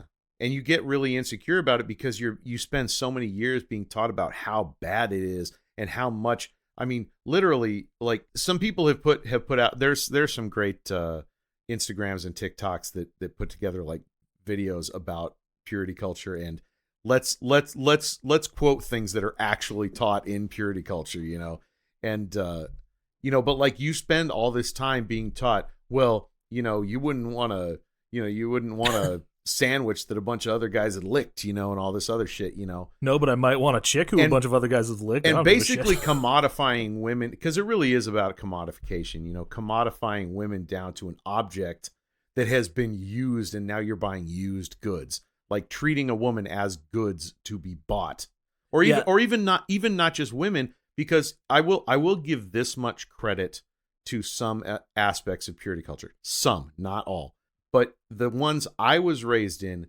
they were trying to get away from the hypocrisy of making it a double standard to where they were actually like men or women who have this are like a popsicle that's already been sucked on by 5 people, so like they at least.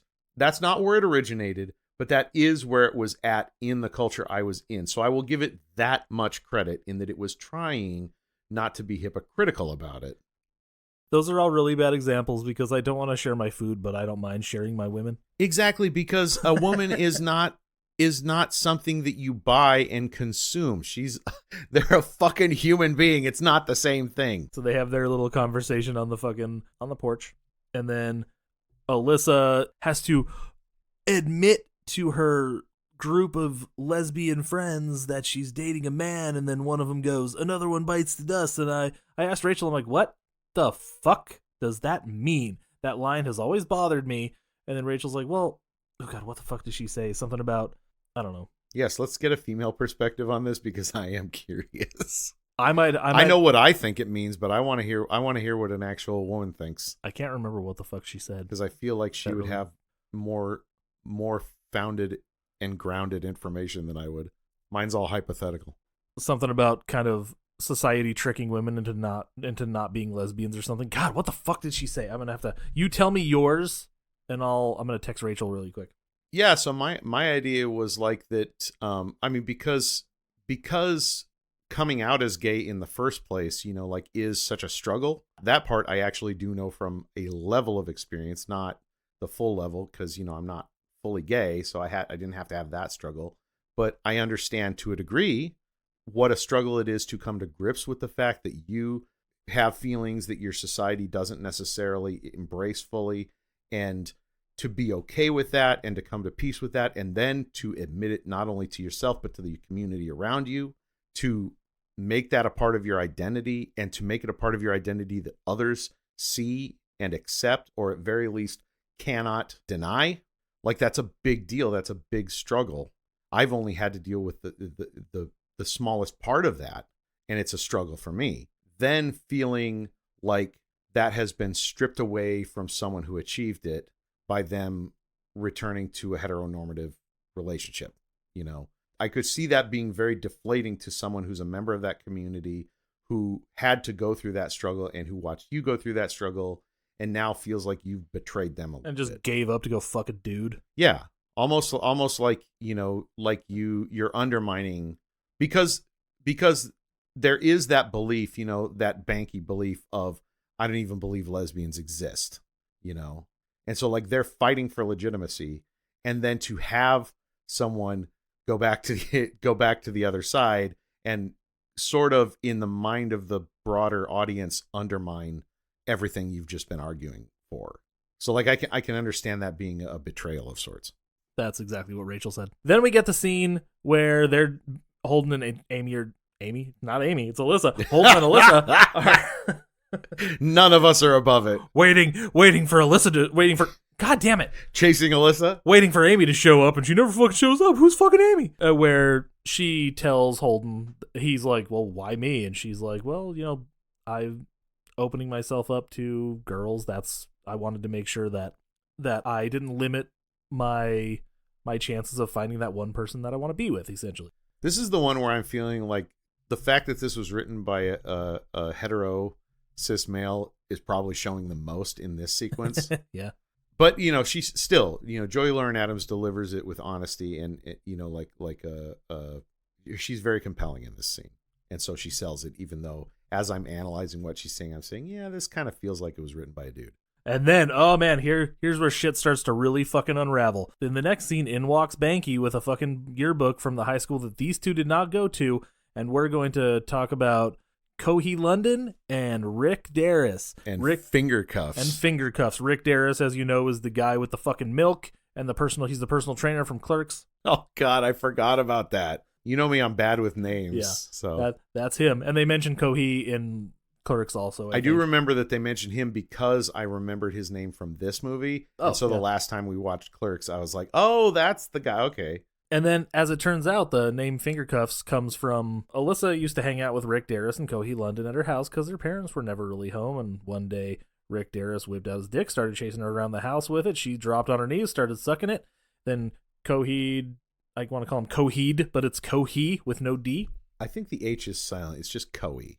That's a weirder name. That's how they pronounce it. Cohee. Cohee.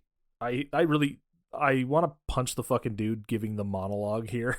Oh, Like, yeah. Oh, I my want to God. punch him so fucking hard. It's so annoying.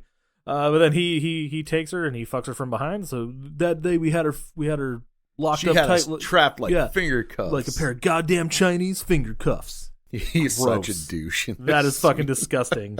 And Affleck loses his mind. He's like, "Fuck you, man. She's never even been with a guy." And then Banky's like, "That chick could be a bigger germ farm than the monkey in Outbreak." Yet the two dudes who could just fuck anything that moves, they're not germy. Oh, no, clearly not.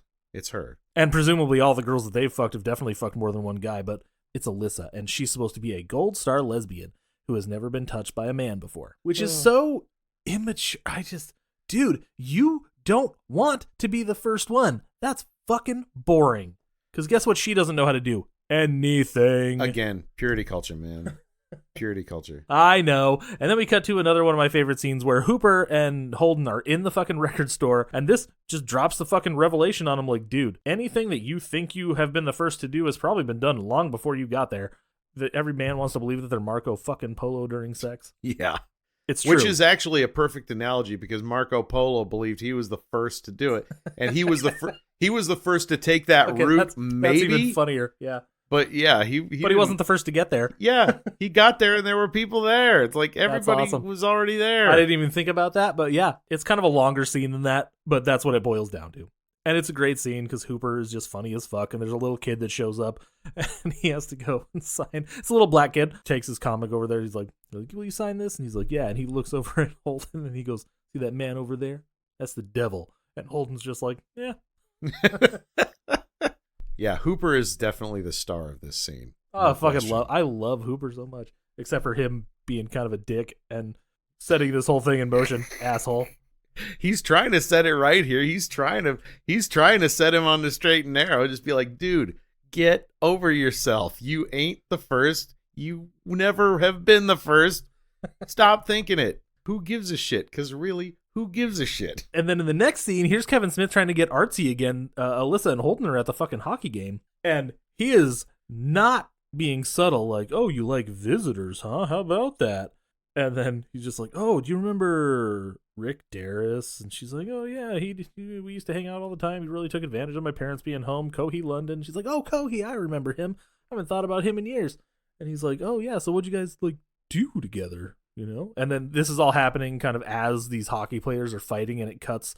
Every time Holden says something, one hockey player punches the other one, and then every time Alyssa says something and kind of retorts, the other hockey player punches the other guy in the face. It's a great scene. This movie is another one of those movies of Kevin Smith that just has everything that he loves in it. Yeah. There's Star Wars, comic books, hockey. Overwritten, but not in a bad way dialogue. Yeah, it's a Kevin Smith staple. It's good overwritten dialogue.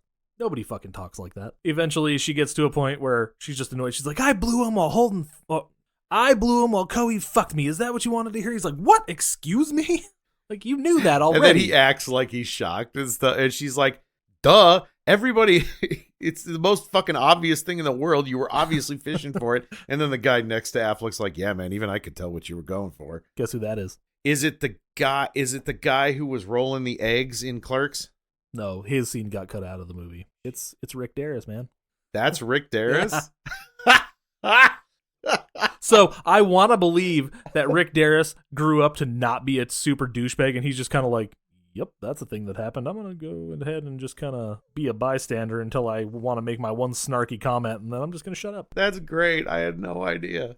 That is, like, I love Kevin Smith movies so much because there's just like 100 inside jokes. Like, they cast him on purpose and put him right there. Absolutely, 100%.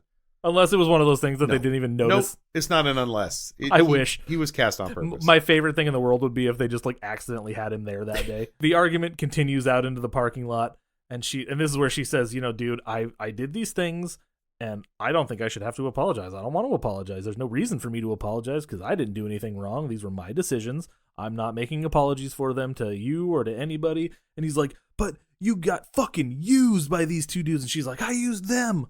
I was an experimental girl and shit. And, you know, Joey Lauren Adams and her, like, helium screams. But it's real, because, you know, real people sound like that, some people. And they're not trying to make her sound pretty, which is nice. Yeah. It sounds kind of mean, but, like, I like the grittiness of this whole thing. Yeah, she's unloading, which she has every justification to do, you know. I mean, that's where her character's at right now. Yeah, she's telling him, she's like, I love you, this is just a thing that I had to do to fucking figure it out, and he just can't look at her. He can't fucking handle it. The scene ends with her trying to hug him. I love you, and he's like, no, get the fuck off me. And then he I hate it. Stupid. I hate that so much because I could totally see myself at that time.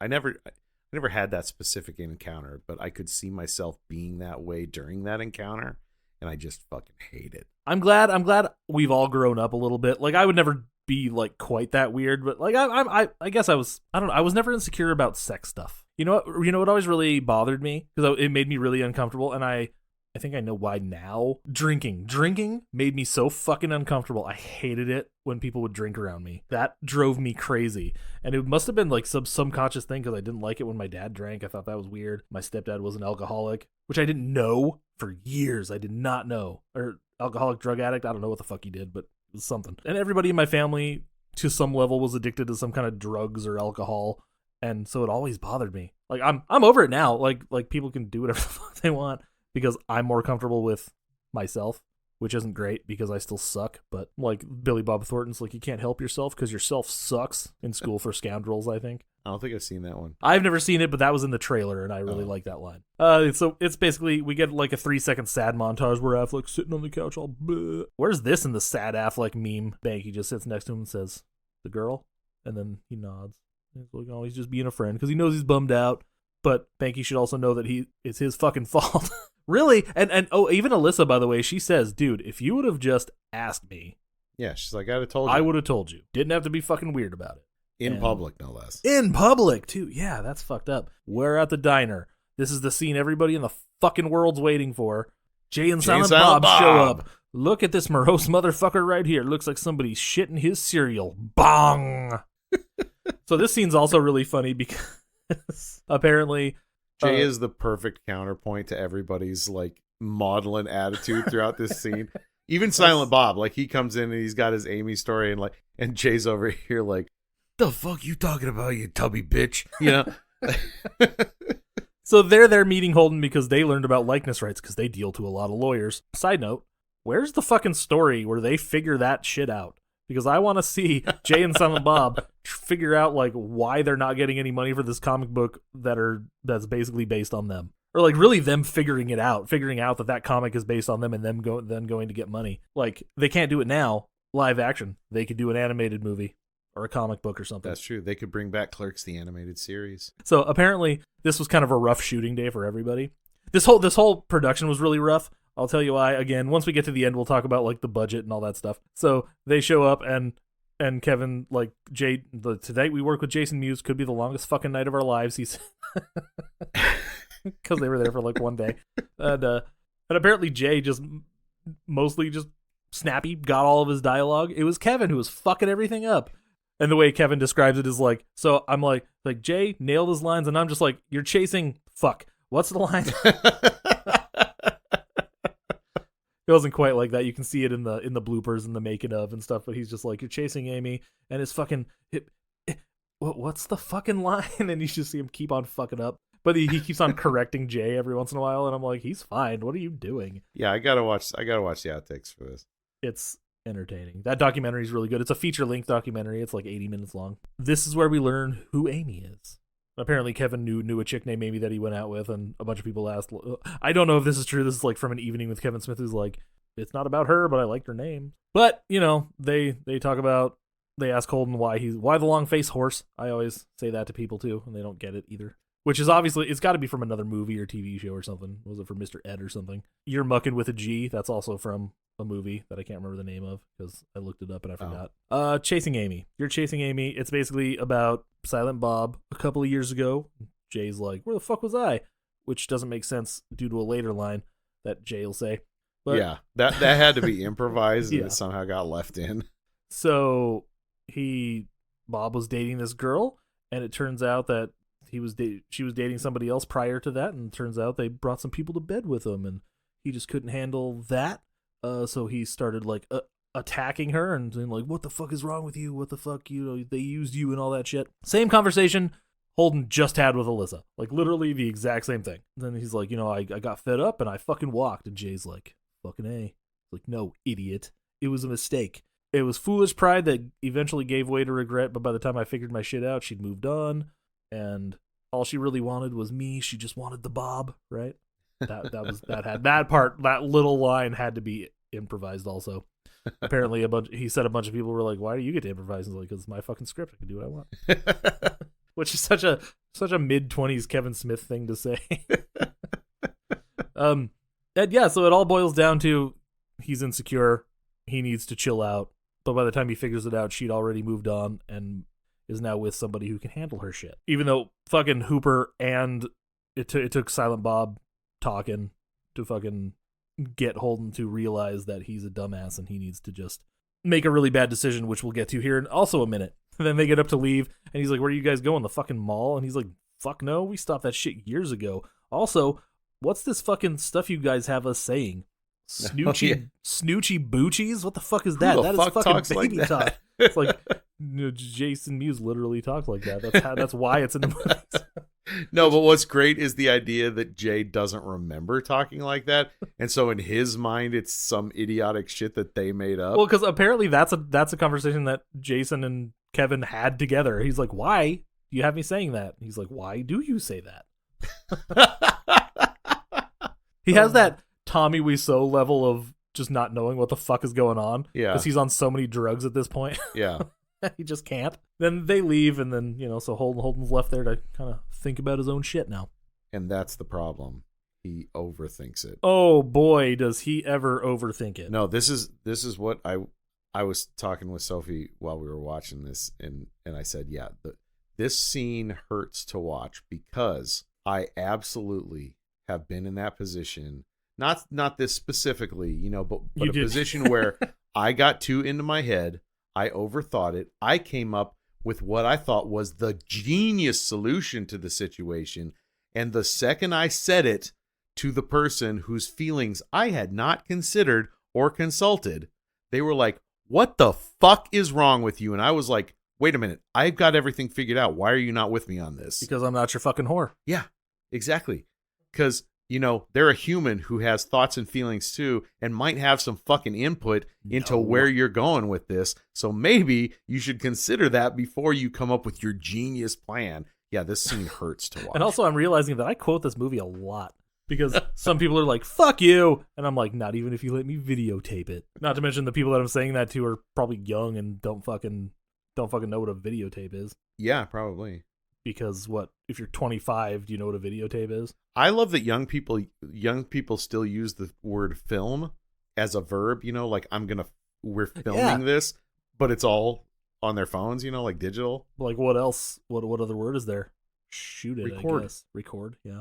Record. But they've heard people call it filming, so they just say filming, not taking into consideration that the reason that term was used is because film was involved.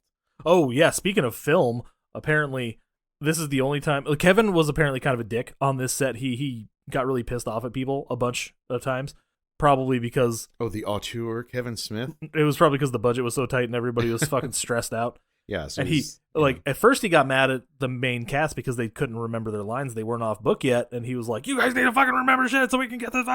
And then he wasn't off book by the time it came to shoot his scene, so everybody was like, "What the fuck, Kevin?" And then by the time they were shooting this was the last scene they shot. They were almost out of film. Oh shit. So all the stuff, all the little cuts were by design because they had to fucking like, okay, do your line. Okay, stop. Just go until you fuck up. Stop. We have to move the camera over here so we can get this line. Go until you fuck up. Stop. Because the DP, Dave Klein, apparently fucked up, did not get extra film. They were going to go buy some, but it was Sunday. It was closed, so they couldn't. So they just kind of had to do what they could do. So the availability of film is literally the reason this scene is cut the way it is. Yeah. Okay. And I don't actually know if it was the last scene or if it was just like, it was Sunday, so they just had to, but they had to fucking get But there. they had to Yeah. shoot the scene. It was on the schedule. Yeah. Fuck. That's stressful, dude. But yeah, so this scene is one of the worst character decisions in fucking film history. So Affleck sits Banky and Alyssa down, and he's kind of going through it. It seems logical at first. He's like, dude, I've thought about this. You know, Of course it seems logical. He's come up with the perfect plan. And he's like, you know, I've thought of something that Alyssa, it'll put me on your level. It'll make everything cool And between Alyssa us. knows exactly where Yeah, it's going. she's immediately like, no. And then she's like, don't say it. he's like, Banky, you know, you and I have to basically explore our feelings for each other. We've been together for so long. Obviously, there's love there. There's gotta, you know, it's a thing that we have to look into. So you know what we all gotta do? She's like, don't say it. And he's like, we all gotta fuck each other. But he, not so crass. Even though it's a Kevin Smith movie and that's kind of the way he talks. So his idea is that they should all have sex together. The first time I watched this with my friend, we're both just like, what is happening? Like, that is so fucking weird. We just had Jay and Bob, now this? Like, what? He kisses Banky and shit, and Banky's like, oh my god. But then Alyssa gets up, she talks to him, she's like, you know, I love you. This is not what you want, I promise you. Oh yeah, I love you, but I'm not your fucking whore. She slaps him in the face and she leaves. You're underselling it because her build up, that slap hits so much harder because of everything she says before it. And it's, yeah, I mean, she really just lets him know how completely far off base he is. Oh, and he says something kind of insulting. He's like, you can take it from two guys whose names you can hardly remember, but when I ask you to do it and it's about love, you won't do it? Yeah. Ew. Yeah. Fucking. Like, this ain't about love, dude. Fuck. This is about your insecurity. That's what this is about here. You need to stroke your ego and your balls all at the same time. Again, I see exactly where he's coming from. I get it, but like, dude, you need to maybe talk to Hooper about this one again. Or just have like talk about the wrong venue, you know, to debut this idea. Call your mom. Maybe You she'd know, have a better like idea. if he had to have this conversation with Alyssa, have the conversation in private with Alyssa and say, you know, I've been feeling these things, I've been thinking these things, and what do you think about that? You know, like, get her input. If you're having feelings and you're having thoughts, talk about them with that person, but don't fucking do this shit. where he like gets everyone together and then is like, I'm gonna solve everyone's problems, like, fuck, man. Once that scene is over, we cut to 1 year later, and we're back at the comic convention, and fanboy Ethan Suplee, who was at the beginning of the movie, and I kind of forgot to mention that part where he's talking about how much he loves fucking Bluntman and Chronic because they're like Cheech and Chong meet Bill and Ted, and I like to think of them as Vladimir and Estragon meet. No, wait, Rosencrantz and Guildenstern meet Vladimir and Estragon. Yeah! Who? I know Rosencrantz and Guildenstern. I don't know who the other two are. But it turns out that Banky made a new comic called Baby Dave and shit, and Ethan Suplee, the fanboy, is still there fucking talking like, is it true that there was going to be a Bluntman and Chronic cartoon? What happened? And he's like, that you're looking at it, man. We killed Chronic. Yeah, because he's signing an issue called The Inevitable Death of Chronic. Yes. Maybe making a slight comment there about the path Muse was on at the time. Oh, God, maybe. And then, oh, that's true. Yeah, fuck. Yep. And then Affleck is there. He's kind of lurking. Like, are you not at the con right now? Fucking weirdo. You're not fucking working? Because you have a pretty important comic book out, even though it's self-financed. They're just making eyes at each other from across the room. They're making eyes. He holds up the Baby Dave comic and says, good stuff, man. And then, of course, all this while Suplee is like fanboy gushing over Banky. And they essentially get back together, like, apart from each other. They do, the share in a moment thing. Oh, cross our fingers. Yeah, we're back together.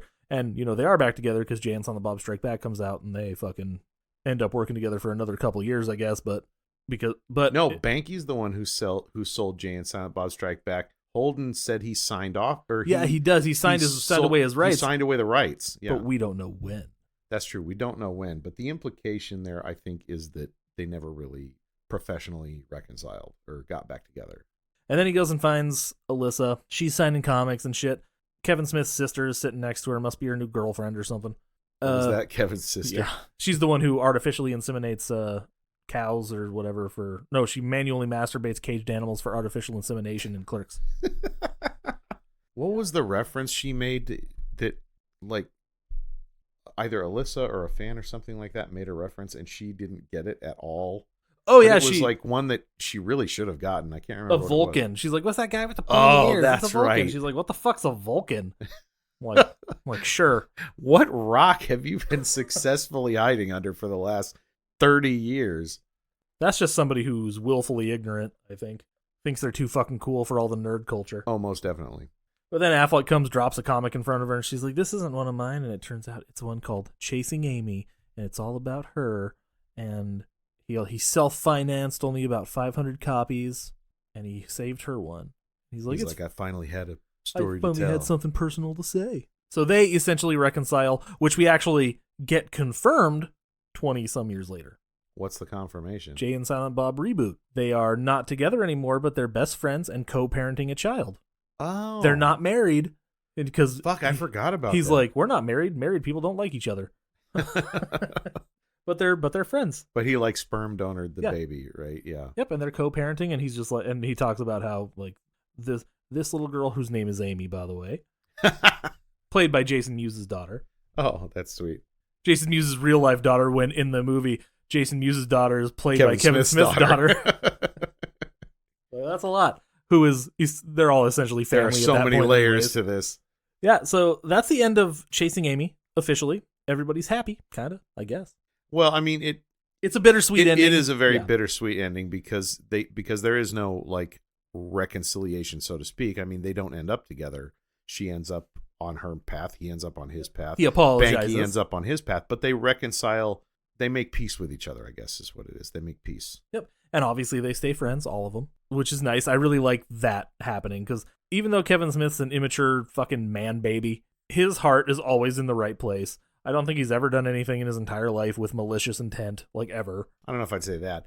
Have you listened to him talk? I saw an interview with him recently where he was like talking about how he doesn't talk about shit he hates anymore. Yeah, I heard that. I saw like a clip and I'm like, oh, I'm gonna listen to that. Yeah. But so like I mean he used to trash talk and shit talk with the best of them. We always used to do that though. That's just. I mean that's an acceptable level of malice though. He's not like but there's a little bit in there. Well, yeah. It's not bad. We're not actively like hurting people. Yeah, it's not or like ripping trying them. to hurt somebody or trying to wreck their life, but it's not a positive thing. But And that's the point he's come to now, where he's like, yeah, man, I don't want to waste my time on stuff I hate. I want to talk about stuff I like. I appreciate that sentiment, though. I like it.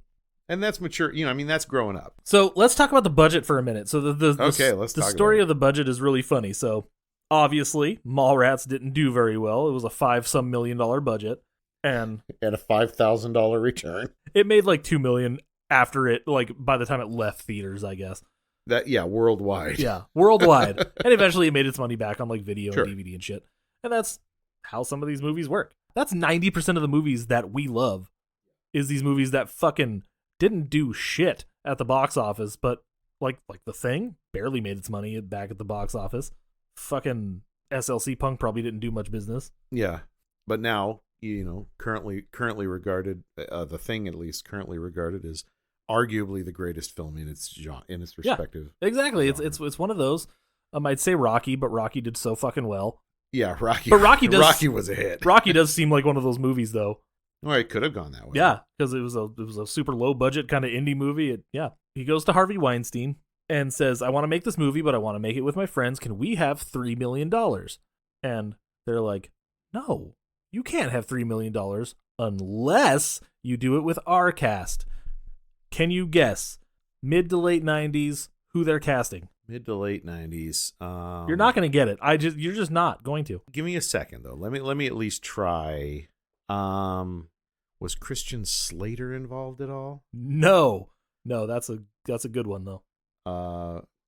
Winona Ryder might have been a little too old. Also a good choice. I'm trying to think of who was hot in the 20-something category, because the 20-something category was kind of that was an area that I wasn't too familiar with at the time. I knew teen and I knew like older, like middle-aged. Yeah. But I wasn't too cued into the 20-somethings at that point. Oh, you. All right. You're gonna shit. I'm not kidding. Okay. Are you ready? Yeah. This is fucking nuts. The first time I heard this, I was like, why? But maybe there's something I was missing in the 90s. Kate Blanchett.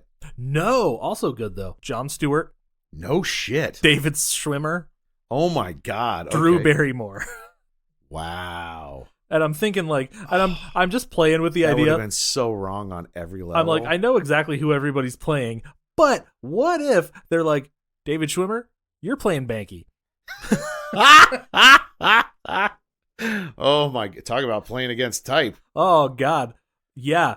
Like what?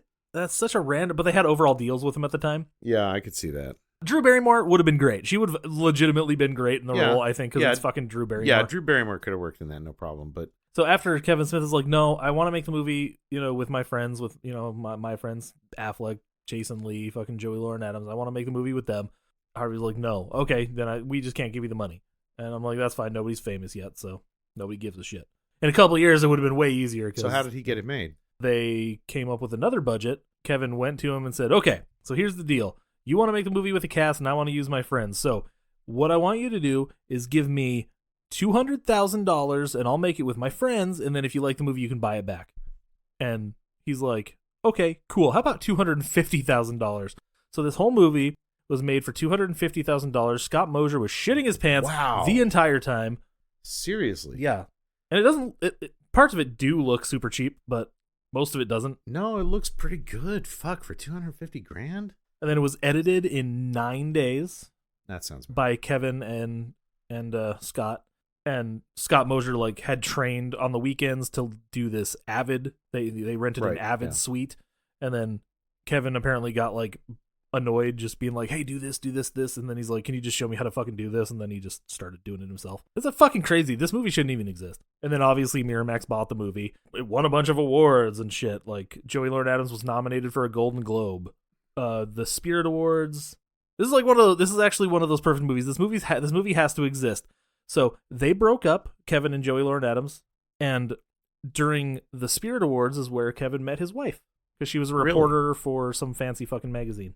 So everything kind of worked out, kind of nice, right? It's a fucking weird movie, just like the behind the scenes stuff, and a lot of it, people would appreciate it a lot more, like the modern audience, if they knew exactly what Kevin Smith was going through and what he was trying to prove. But to be fair to the people the people that don't quite get it, that's completely justified because you shouldn't have to know everything about the creators of a piece of art to like understand it. You shouldn't have to know everything about the creators, but it is good, specifically with like storytelling.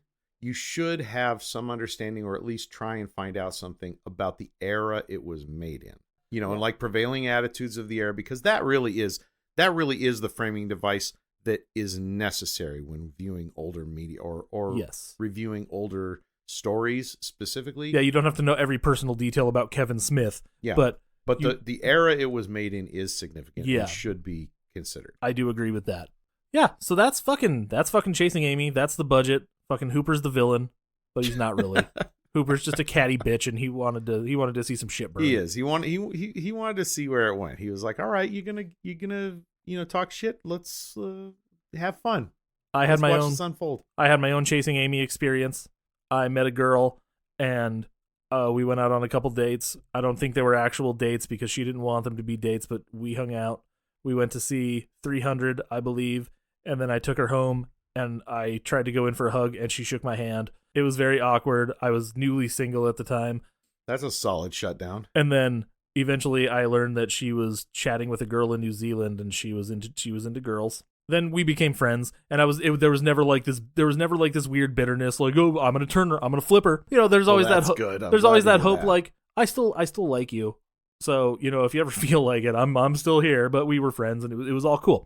There was never like the hope. I'm like, oh my God, I'm only friends with her just in case. So she went to New Zealand to hang out with this chick. She comes back and she's all excited and stuff. Several years later, married a dude. Then I was pissed. But I always thought about writing a song. Her name's Jamie. Fuck it. I was gonna write a song called Chasing Jamie, but I never did because I'm fucking lazy. I'm good at coming up with titles for things. Yeah, I just really wish you would follow through and write some of them because the titles are really good. So, ma'am, if you are listening, fuck you. You wish. Seriously, though, Chasing Amy's a good movie. You should watch it. Definitely take into context, you know, the era that it was made in. The guy who made it was a very innocent, like they keep on saying, like, he realized that he wasn't quite as liberal as he thought he was. That's fair. Which is something I totally get. That's happened to me. I wasn't quite as insecure as he was. Having been as insecure as he was, I mean, this from that perspective, from a perspective of dealing with being a story about male insecurity, this story rings very, very true. If it's a story about how to view lesbians and homosexuals, okay, that's way off base. So the moral of the story is, if you feel insecure about something, just fucking ask, man. Yeah, I mean the sequence where Banky like just starts getting real open with Alyssa, and she's just being real open back.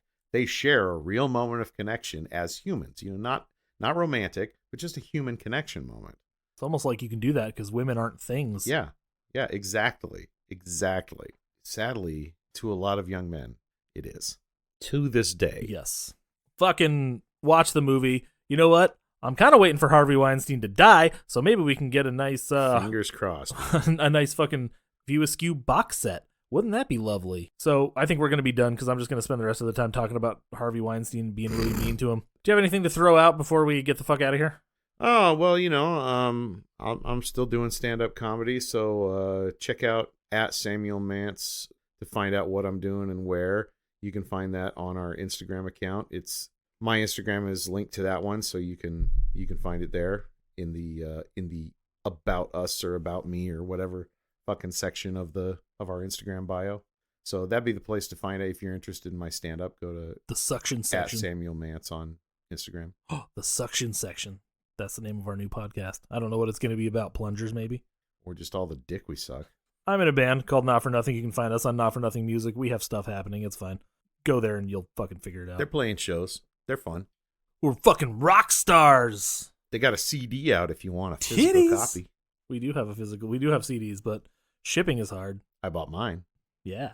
So get yours, I guess. Or you can just listen to it on Spotify because yay. You can do that too. Yeah. But the show you're listening to right now also has an Instagram and a Facebook and a, what's that thing called now? X on everything at the Shark Pod. Patreon.com/SharksCrossHollywood. You can find some bonus content there. Some, I guess you could call them reviews about some Shaw Brothers bullshit, some Asylum bullshit, some Friday the 13th bullshit. A lot of bullshit. It's all bullshit, but it's great. It's fun bullshit. It's all bullshit and it's bad for you. It's like 36 episodes. So go there, patreon.com/SharksCrossHollywood. I think we're going to go now, but we'll be back in a couple of weeks with some other fucking bullshit. We're all about the bullshit here. Yeah, it'll be fun. But until then, stay jawsome.